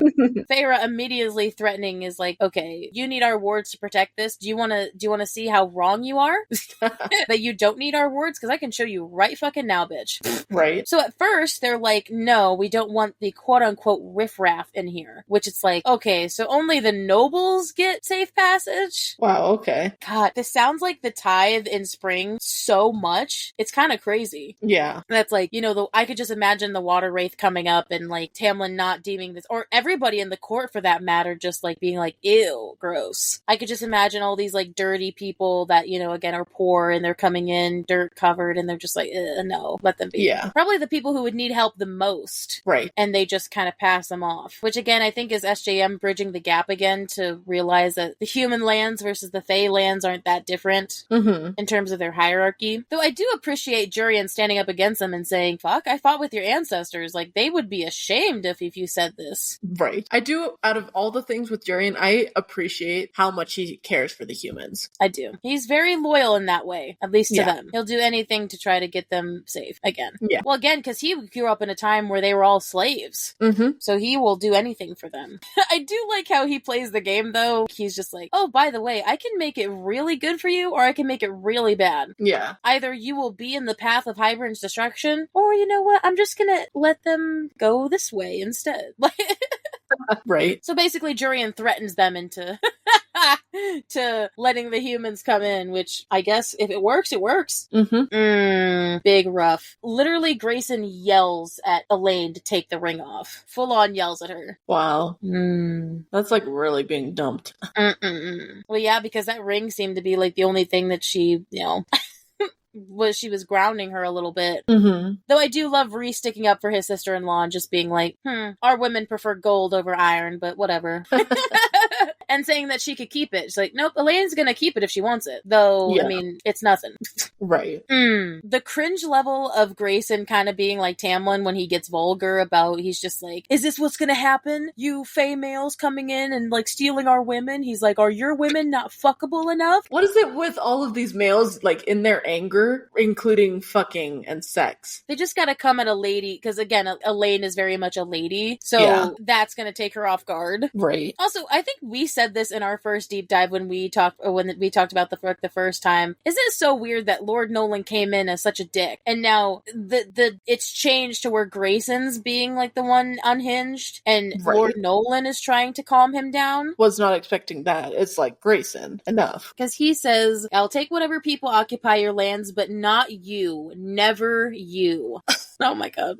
So, of course, Elaine starts crying. And ooh, would I be the Nesta in this situation if some guy made you cry like that? Yeah. For sure. Comes up and just smacks him in the fucking face. Good, he deserves it. Honestly, I feel like it's actually described more as just a hit. Yeah, like almost a punch. Yeah, not like a... I'm thinking full fist. Yeah. Doing what all of us wish to do in this moment. And she's like, you never deserved her. Snaps all around. Also, it's like, Elaine, this is the guy that you were fighting to come back to. Whereas you have Lucian...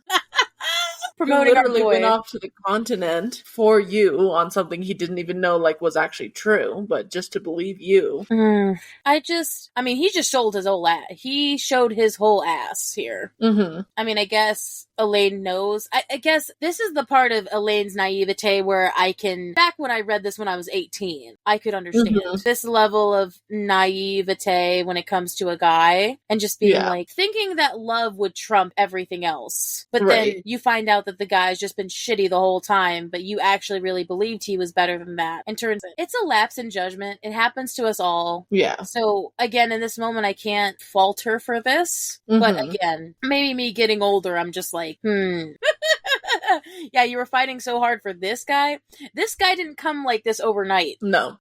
You're just only seeing it now. Yeah, so it's rough the first time, though. It happens. So, Nesta promptly, we're done here. Like, okay, go ahead. So, the girls leave with Az, and then it's just Rhys and Feyre and Jurian. And honestly, Jurian actually seemed upset about Azriel. He was like, can you tell the Shadow Singer I'm sorry? Yeah, the whole, just shoot him in the chest. Yeah, I'm sorry about that. Which, two things. Is it interesting that they he calls him the Shadow Singer and not Asriel, because I was remembering, because if Jurian fought with Rhysand's dad, Rhysand's dad probably didn't call Asriel by his name, probably just called him the Shadow Singer, and so Jurian only knew Az by that name. Right, and probably like didn't even be around them for that long actually to get to know that at all. Right, and that's just what he knows him for. But also, I guess in my own way, Jurian could have killed Asriel very easily, but I guess because he was so good at his aim that he didn't. He had to make it believable for the king. Yeah, so maybe they should have known that before going in, but also I feel like it made it more compelled that they didn't know. So Jurian's plan now is to go back to Hybern, throw a fit about not finding Miriam and Draken, and then sowing the seeds of discourse among the Queen's courts, and then meeting up with them on the battlefield. Which, I will say, reading it this time over, I was like, okay, how is this motherfucker traveling? If he's traveling at human speed, there's no way he's gonna be doing this shit. Like, can he winnow? Does he have somebody that comes with him? Like, I mean, when he was made from the cauldron, maybe he was given extra powers that we don't know about, or it could be, I don't know, the case where he took a horse to get to the human lands from the spring court or something. I don't know, some kind of like that, although that would still be, you know, like you said, human travel, so it'd still be slow. And then like from the spring court he would then get winnowed by someone. Yeah, I guess in the way of going by himself, like there's an easy explanation for him getting to Grayson's estate from Spring, because that's where he was by the time that they got there. But also going back to Hybern's camp, to then to the human queen's courts, to then back to the battlefield again. Now that's a little less believable if he did it human travel speed. That was like such a non-important thing, but I was like, honestly, that was like my first question. It's the little things, the little curiosities, because if it does turn out that he's able to winnow, that could be something in the future. True. So Jurian also tells them to warn Cassian to hammer the left flank, because when they attack Summer tomorrow, Hybern is putting his most unseasoned nobles there, so they're very not trained. So, I mean, it's Jurian's actually giving us a little bit more information than even Tamlin is. Oh, dude, yeah. Like, Jurian is showing up with intel. He's proving with specifics that he is not on Hybern's side. Well, and also, it just cements in the fact that he's done this before. Yeah. Like, this level of wartime understanding. He was a general. So general to general, it makes sense. It does. And I really appreciate it. So, I love how, I just want to say this verbatim because it was really well written. I like how Jurian says to Feyre, "I never congratulated you for slaughtering Dagnan and Branna. Good riddance." Feyre says, "I did it for those children of the blessed, not for glory." He smiles. "I know. Why do you think I decided to trust you?" It's so good because, like, yeah, the sowing the seeds of Jurian actually being truthful to Feyre was really hardened in those first chapters in Spring. Because he saw that he wasn't killing those Hybern people for revenge. It was more out of justice for the poor humans that didn't deserve to get eaten. Right. So that was a good line. It's good. Yeah. So last chapter 55, more Feyre back in the war camp now we have to start getting locations in there because they're moving a lot. So they're at the northern mountains on this winter court border. Yeah. They don't actually show the scene, but they talk about how when they told Asriel and Cassian what happened is that Cassian seemed shocked when they told him about Jurian, while Asriel was a little bit more subdued. Which is like, did Asriel work with Jurian a lot? Maybe. I don't know. I also think Asriel is just a subdued guy. Right. So he's not going to get shocked by much. Right. And when he does get shocked, that's when you need to be worried. Right. So again, yes, they're going to have another battle at Summer, but this is going to be more of a, army against army battle instead of like the Battle of Adriata, which is more of kind of there's a city in the middle, and so they kind of have to fight. It's like more battlefield, like actually out in a field and in a landscape rather than in a city setting. Yes. And less siege and more clashing. Correct. Do you also love the little tidbit before we get into what Moore says, is that they put Feyre's sisters in between Asriel and Cassian's tents at the war. Bro, I feel like that's a disaster. Like, what needs to happen? It's for their own protection and to make sure they don't do anything stupid. Also good, I guess, that they're staying together. Yeah. Because if they had separate tents, they probably wouldn't be staying in them. No. Because apparently we know from experience that a war tent is all the craze for all sex, so. We've had one war camp sex scene. And you're already just like, sex scene, war camp, ooh. Just because there's a level of, I feel like there's an actual reason, okay? I mean, yeah. besides just me wanting it, there's a level of, I feel like when there's so much death and destruction in a war camp, there's a level of feeling alive that just sex adds. That just, it's such a Game of Thrones-esque feeling of wanting to have sex after a big battle or something. So I'm just used to that. So I'm used to this war camp mentality, so it makes sense to me. Mm-hmm. But yeah, war camp is not for lovemaking, I'll say that. So yeah, Moore did not even suspect that Jurian was good. She just assumed Amarantha broke him beyond repair, which is fair. Mm-hmm. But the fact that she also didn't see it as well is wild. We are all broken in our own ways and places no one might see.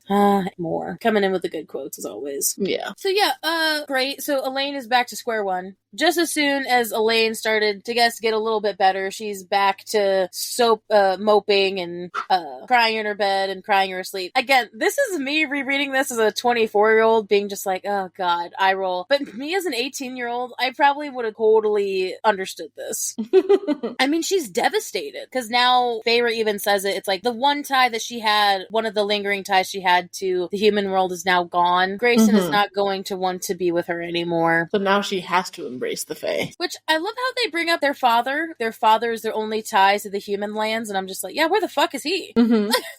Going back to Elaine, though, it just kind of makes me think that everything she put up before was just a facade. Mm-hmm. Because she never had closure over Grayson, and now that she does, like, she's back to what she was. So it's not, she didn't actually make any progress. It was like fake progress, if that makes sense. Mm-hmm. Again, I do understand what it's like to hold out hope that someone loves you when they really don't. I love this quote, though, because Feyre says that love would trump a mating bond. Mm-hmm. I guess I understand the fact, the abhorrence to something that's like supposed to happen for you. This idea, like you were saying at the beginning of the episode, how you don't like being told what to do. Yeah.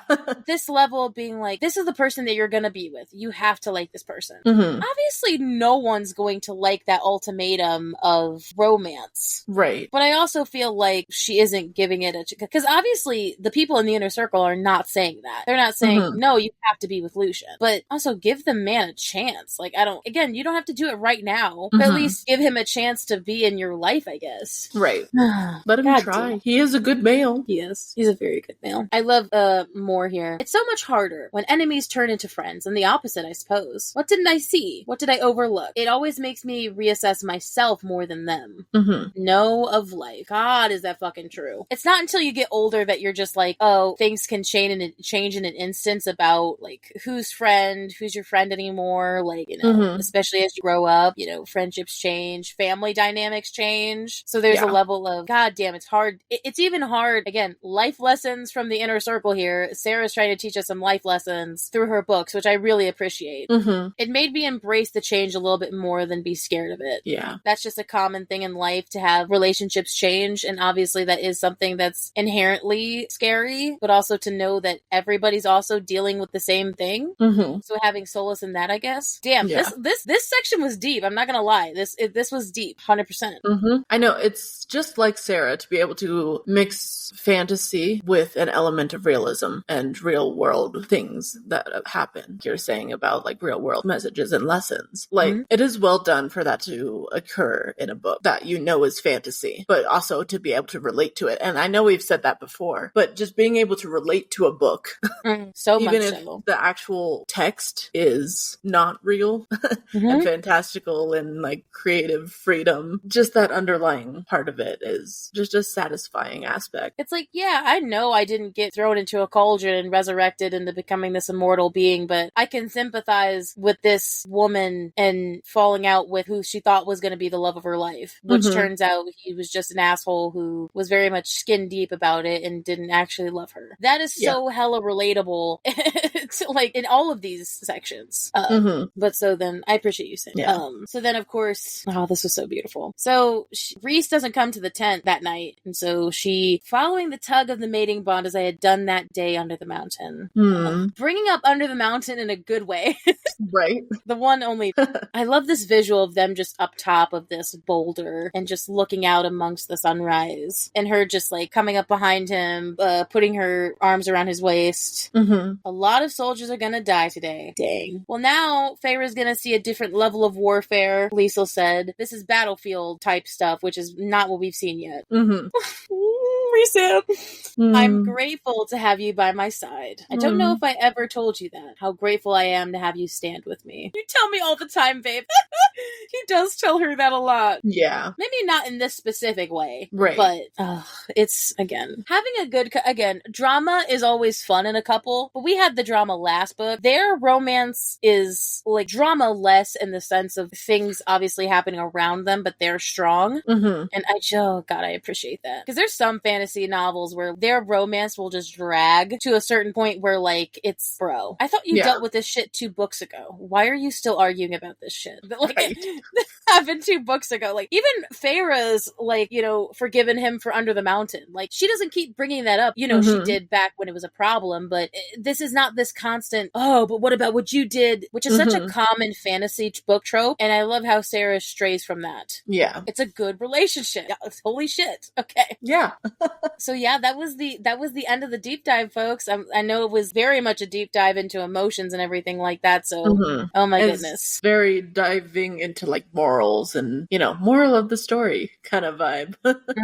But now we are going to go into our second section where we talk about the graphic audio. I am super excited about it. I took a trip this past weekend where I got to catch up on a lot of the graphic audio. So I just finished the High Lord meeting. I unfortunately could not get to the end of this section, but that is okay. It just leaves things to be desired in a good way. To hear Tabi monologue for like 10 minutes. Which she enjoys doing about this. So anyway, so let's get into it. So take it away. Yeah, so I don't know, even though we have like a week in between tapes for us to record, every time I listen to this graphic audio, it just gives me so much joy. Hearing everybody's voices and like, because I don't listen to the graphic audio during the week. So yeah, it just makes me so happy to hear them. Because right at the top, going back to chapter 48, we're back in the Dawn Court, Morin, Feyre, and Cassian at the top of breakfast. God damn, I miss Cassian's laugh every time. Because he just, you know, Cassian walks in and you hear John's laugh, and it's like, oh, his laugh is so pretty. It's so pretty. It is. It's very sweet, very warm. It's dark and sensuous, but at the same time, like, like you said, warm. I like how my first thought was like, oh, that's warm and like really like sweet and kind of familial, and you're just like dark and sensuous. It's like... It's so funny because every time I think this, I'm just like, I wonder if John's going to listen to this. And then I'm not crazy. I'm just an avid fan.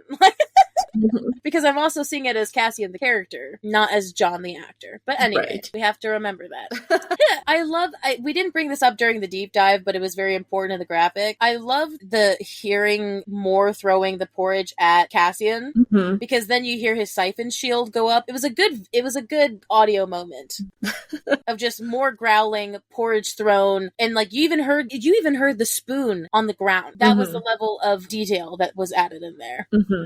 Okay. Sorry, posing myself.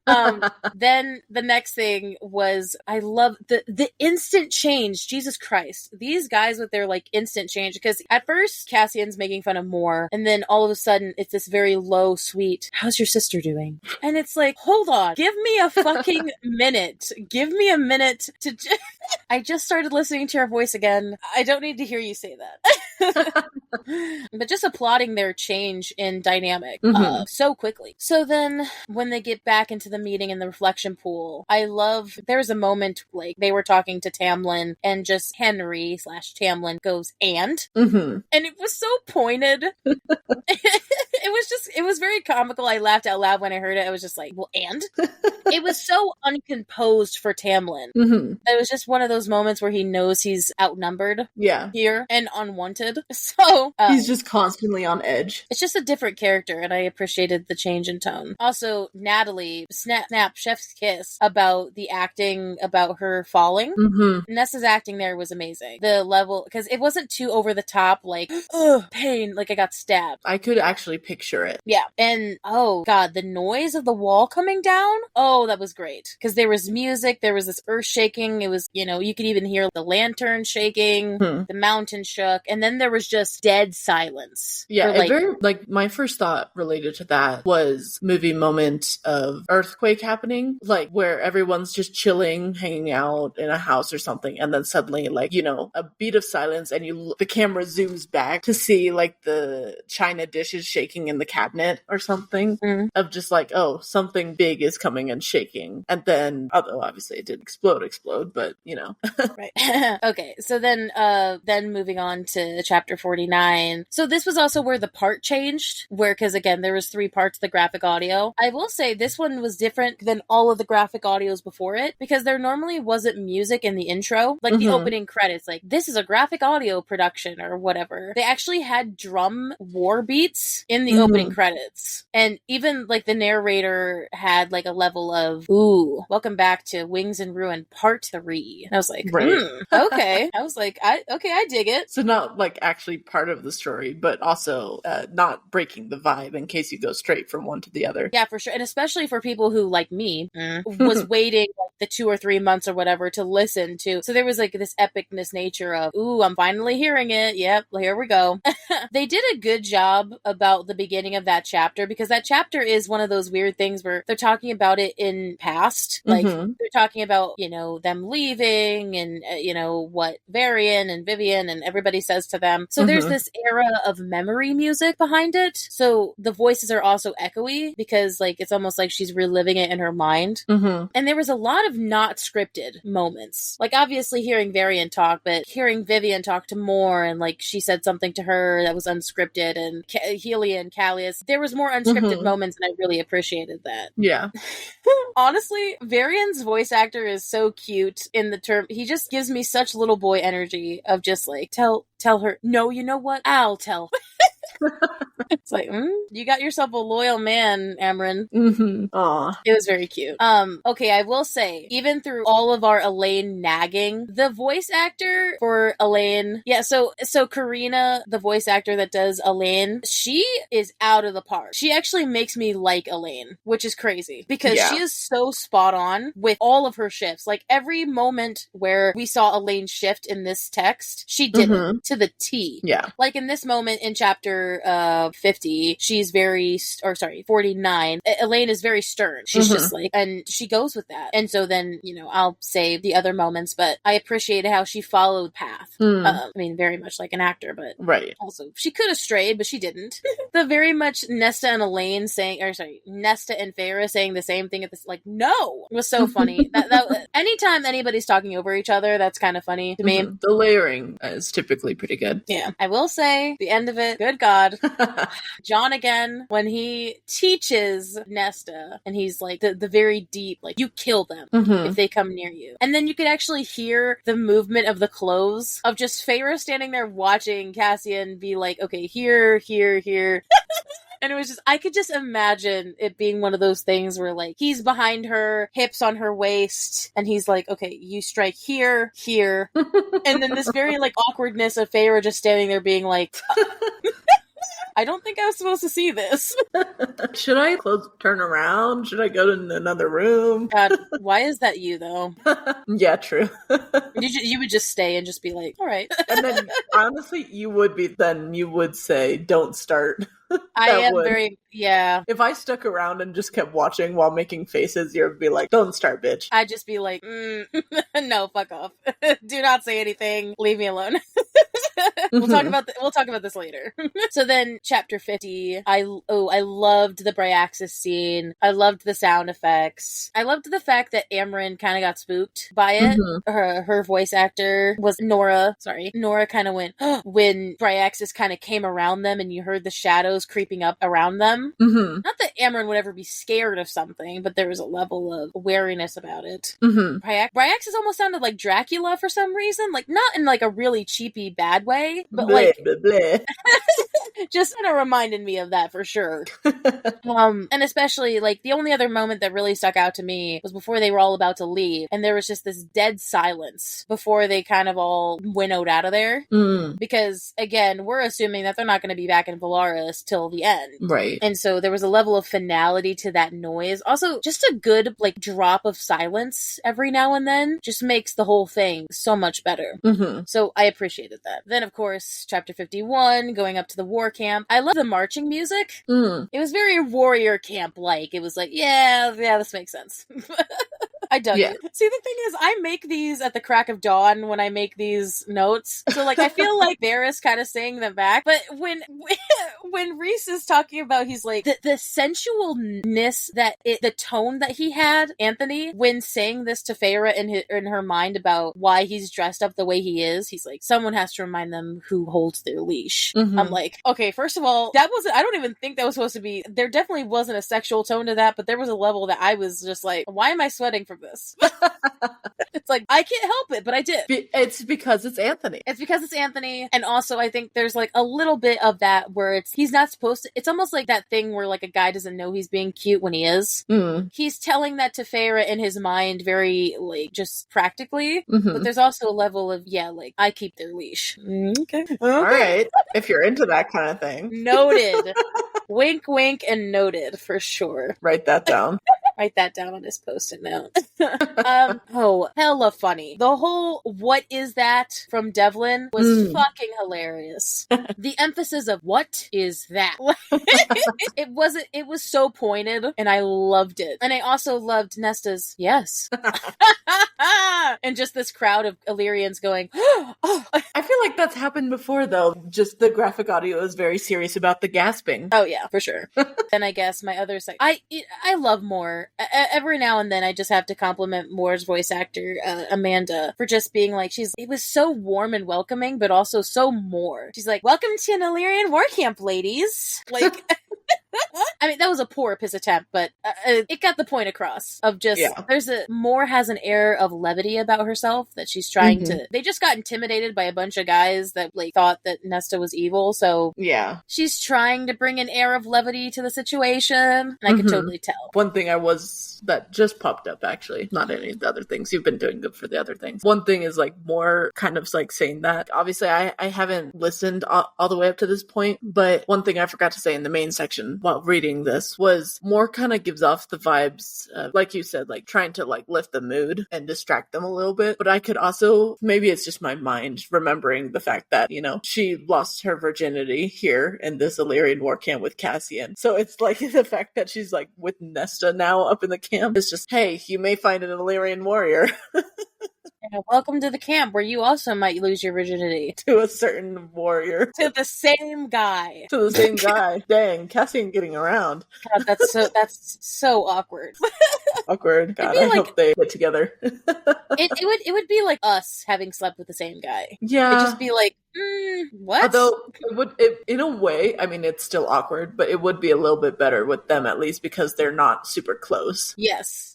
But at the same time with them, regardless, whether it's with them or like similar to with us, it's like, okay, I don't really want to hear about it if you do it. Yeah, for sure. So then, moving on to chapter 52, they're outside of Grayson's estate. The creepy tone of music at the top made so much sense because, again, it's another bout of humans who they don't know. They don't want to underestimate them. They underestimated queens before. So there's an era levity of creepiness to it. And then, Nesta, Natalie, the bathroom line was raw as hell. I think there was even the level of, I didn't even think Nesta thought she was going to say that out loud. Right. A little bit of surprise. Yeah, it was like, I can't be in bathtubs anymore. I have to use buckets. Like, just impromptu. I was like, ooh, damn. Again, then Grayson coming in kind of out of breath was very sweet at first because he was very like, is she At here? first. She's here. Yeah, no, again, which is why I said that in the deep dive. It actually made me rethink about it, because I really do think that he was hoping to God that she wasn't. But he's also a dick. That doesn't mean anything. Right. Also, Lord Nolan had such a deep dad voice. That's all I can say. It was so deep, and it was just so, yeah, that sounds like a dad. A Lord Father. Yeah, definitely so. Again, I don't think the necessarily sort of like, I guess I'm not into daddies, but there's a level of, yeah, I went there. It took me a minute to process, but continue. But again, I like a deep voice, but I also like voice as in Henry, John, level of, there's some sort of sensual nature. Well, says Nolan, there's not any sensual nature there at all. Right, there's a difference between having an attractive deep voice and being a daddy. I think people associate deep voices with being daddies, but that's certainly not the case. Right. Also, the music with Jurian's entrance was actually was pretty on point. There was this, I did. Do you always have to have a motherfucking entrance song? Like, like that drama, the dramaticness. He always has to come in with something. It's like, okay, wild, sure. So I didn't, again, this wasn't in the deep dive, but it was in definitely a graphic audio moment. I love how Jurian at first, when he's introducing himself, he's like, ladies, and Elaine, and there was a level to me where I was just like, are you hitting on them? Last time we saw you was not so great, so please don't. Yeah, like, I feel like half of it was Jurian just being like, you know, I'm sorry, ladies, for what happened the last time. But there was also not myself. There's also a level of just ladies, and maybe that's just Jurian's voice kind of intrigues me. Jurian's voice is very nice. Yes, it's very beautiful. It's very intriguing. So it's like, I'll listen to him talk. Yeah, re-listening to the beginning of this book on my trip this weekend, because I did go back and re-listen just because it was a lot of travel. But that's besides the point. Oh yeah, Jurian's voice actually is kind of pleasing to the ears. Yeah, and unexpectedly. Yeah. Like, I thought he was going to have like an annoying voice, but again. Right, because you're thinking like, oh, from reading this character, I'm bracing for this. But it's, no, his voice actually sounds very clear, not insane at all. So that could have also been a hint. When we talked about this before, like, apparently Jurian was like a charmer. So it kind of makes it's understandable that his voice is very charming. Yeah. Again, good casting decisions overall.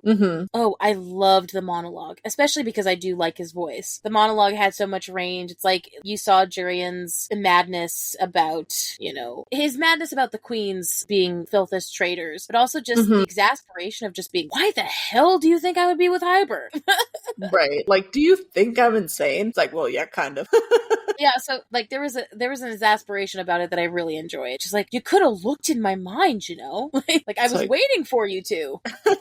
Good God. Which makes me think, did he have his shields down then? Mental shields down? I mean, he's a human. That's true. I don't true, really think he would have. Know. If he was remade by the Cauldron. Yeah, that's like a wormhole that I don't know, but. I don't know. But in that sense, if he didn't have anything, then yeah, it would have been really easy for Rhys to look in his mind. He just didn't. Yeah. So then chapter 54. I love this music that's under Jurian talking about Vasa because it's very magic-y. Because it's like, yeah, we did know about Vasa, but also we're getting it from his perspective to where he saw Vasa before she got sent away. Sorry. I'm like laughing, listening to this in my brain because I have auditory memory. So I can like hear it as I'm talking. Yeah. I hated Grayson's voice. Again, he didn't really sound like a frat bro, but he definitely sounded like every prep boy who was like from the rich side of the neighborhood. How could you be with them, Elaine? Like, how could you? It's like, I just hate, he sounded like such a complainer. I was just, it was perfectly cast, but also I was like, oh God. I liked Elaine's strength in her voice at first. Like, she didn't waver until he said, I don't want it. This scene had so much levity when I listened to it more than when I read it, which is saying something. Because I obviously felt a lot when reading it. But the fact that she starts out strong, she's like, nobody owns me or whatever. And, but my heart belongs to you. She's finally saying it. But then the very abrupt, like, I don't want it. Oh, shit.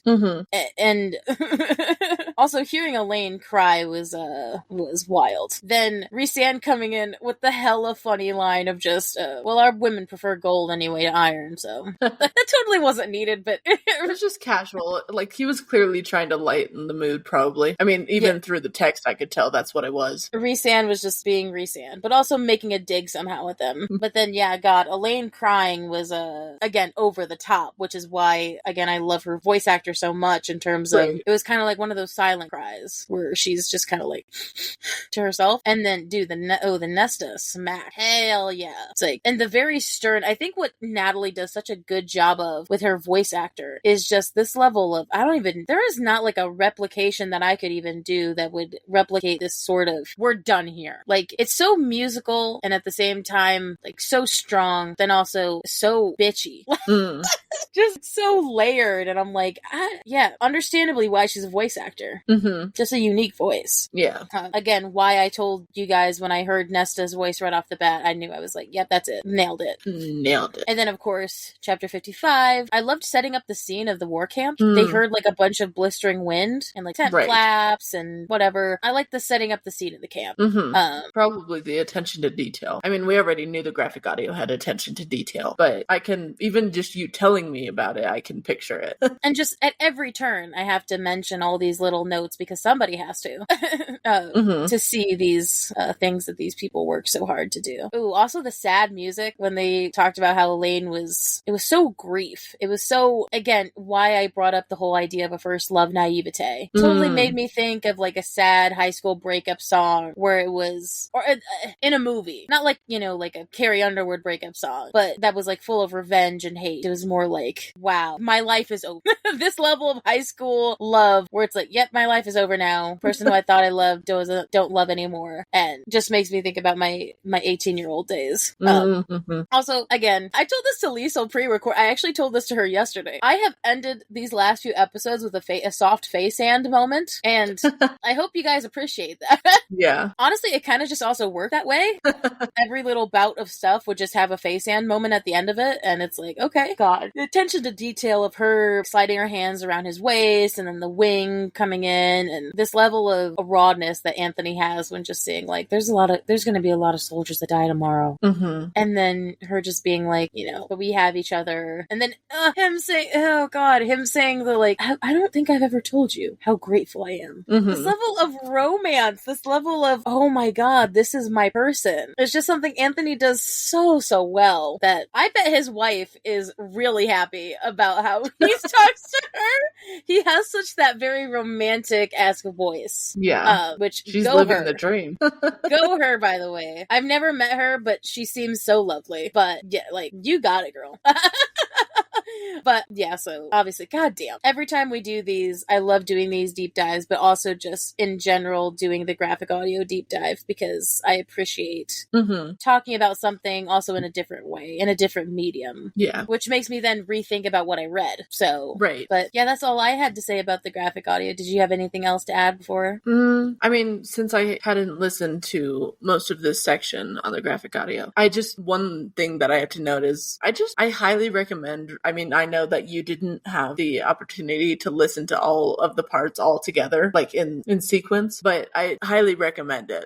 It's, I mean, yeah, it's long, but it's just a wonderful way to like dive into the world in a different way. And I very much this past weekend enjoyed starting over at the beginning of the book and listening through it all. And, you know, especially now that we've, you know, gotten this far into the book and talked about the graphic audio this far into the book, I'm hearing a lot of the things that we bring up and like focus on things more than the first time I started listening through it. And so I enjoy it. Even though during this graphic audio section, Tabi monologues a little bit more than me, I just want to let our listeners know that I also very much enjoy it and recommend it. Yeah, very much so. Yeah, so like, because there's not really other, I just want to promote ourselves in that way. Like, there's not very many people who talk about the graphic audio in their podcast. So if there's other people who like the graphic audio and you want to share this with them, let them know that there's a podcast out there that brings up the graphic audio. And again, promote it yourself if you think it's worth the money to do. Or try listening to it yourself as well. It's on Spotify if you have Spotify Premium. Yes. For a minute, I thought you meant the graphic audio. No. Yeah, the graphic audio is on Spotify Premium, dude. Is it? Yes. You can purchase it from Spotify rather than Audible. So it'll be probably a lesser price if you have Premium. So you can listen to the graphic audio on Audible or Spotify. You do still have to pay for it, but it is an option on both platforms. platforms. True. So yes, all of that. Please follow our Patreon if you can. Please, as either a free member or as, one of our tiered members, the Inner Circle and the High Fae. High Fae are at $3, Inner Circle's at $5. Yes, please follow Instagram, Facebook, TikTok, and also, please engage with us. Please. We're looking for, all sorts of comments and stuff like that. So please engage with us. We want friends. And we do work really hard to promote ourselves. Tabi is posting so often. She posts a bunch of memes and fan arts and is always posting lots of questions for all of you listeners. So we really do want to hear from you. Yeah. And if you have other ACOTAR friends who want to do this deep dive, or if you have friends that have never listened to ACOTAR and you want them to read along with us and need a podcast to keep them going, to keep up themselves, please recommend us. We appreciate that. So yeah, we will see you guys in the next episode. We'll see some of you in our spoiler episode, which will be about humans past and present. What does that mean? If you know. And then next episode will also be another one of a shorter one, because again, we wanted to give some break in between our big episodes. So we will be going through chapters 56 to the end of 60, which is only 4 chapters long. Yep. But again, there's one chapter's pretty long, but anyway. So we'll see some of you guys then, and we'll see some of you guys in the spoiler episode. So do you have anything to say to the people before we leave? Just to get it out, a reminder that towards the end of the month, we will also be having another free live stream. Yes, promoting our 1-year anniversary. Yay! Unbelievable that we've already been working at this for a year. I know, and we're already at 1,500 downloads, and sorry, not 1,500, sorry, 1,100 downloads, and it's almost over 75,000 views on TikTok, which is insane. For us who didn't think that we would be getting that many views, that makes us very happy. For sure. So, and we love doing what we do, so this is also something we love. It's not just about the views. We're doing it because we love it. Yeah, and we love talking to each other. So, so again, we'll see you guys in the next episode. Yep. Bye, guys. Bye.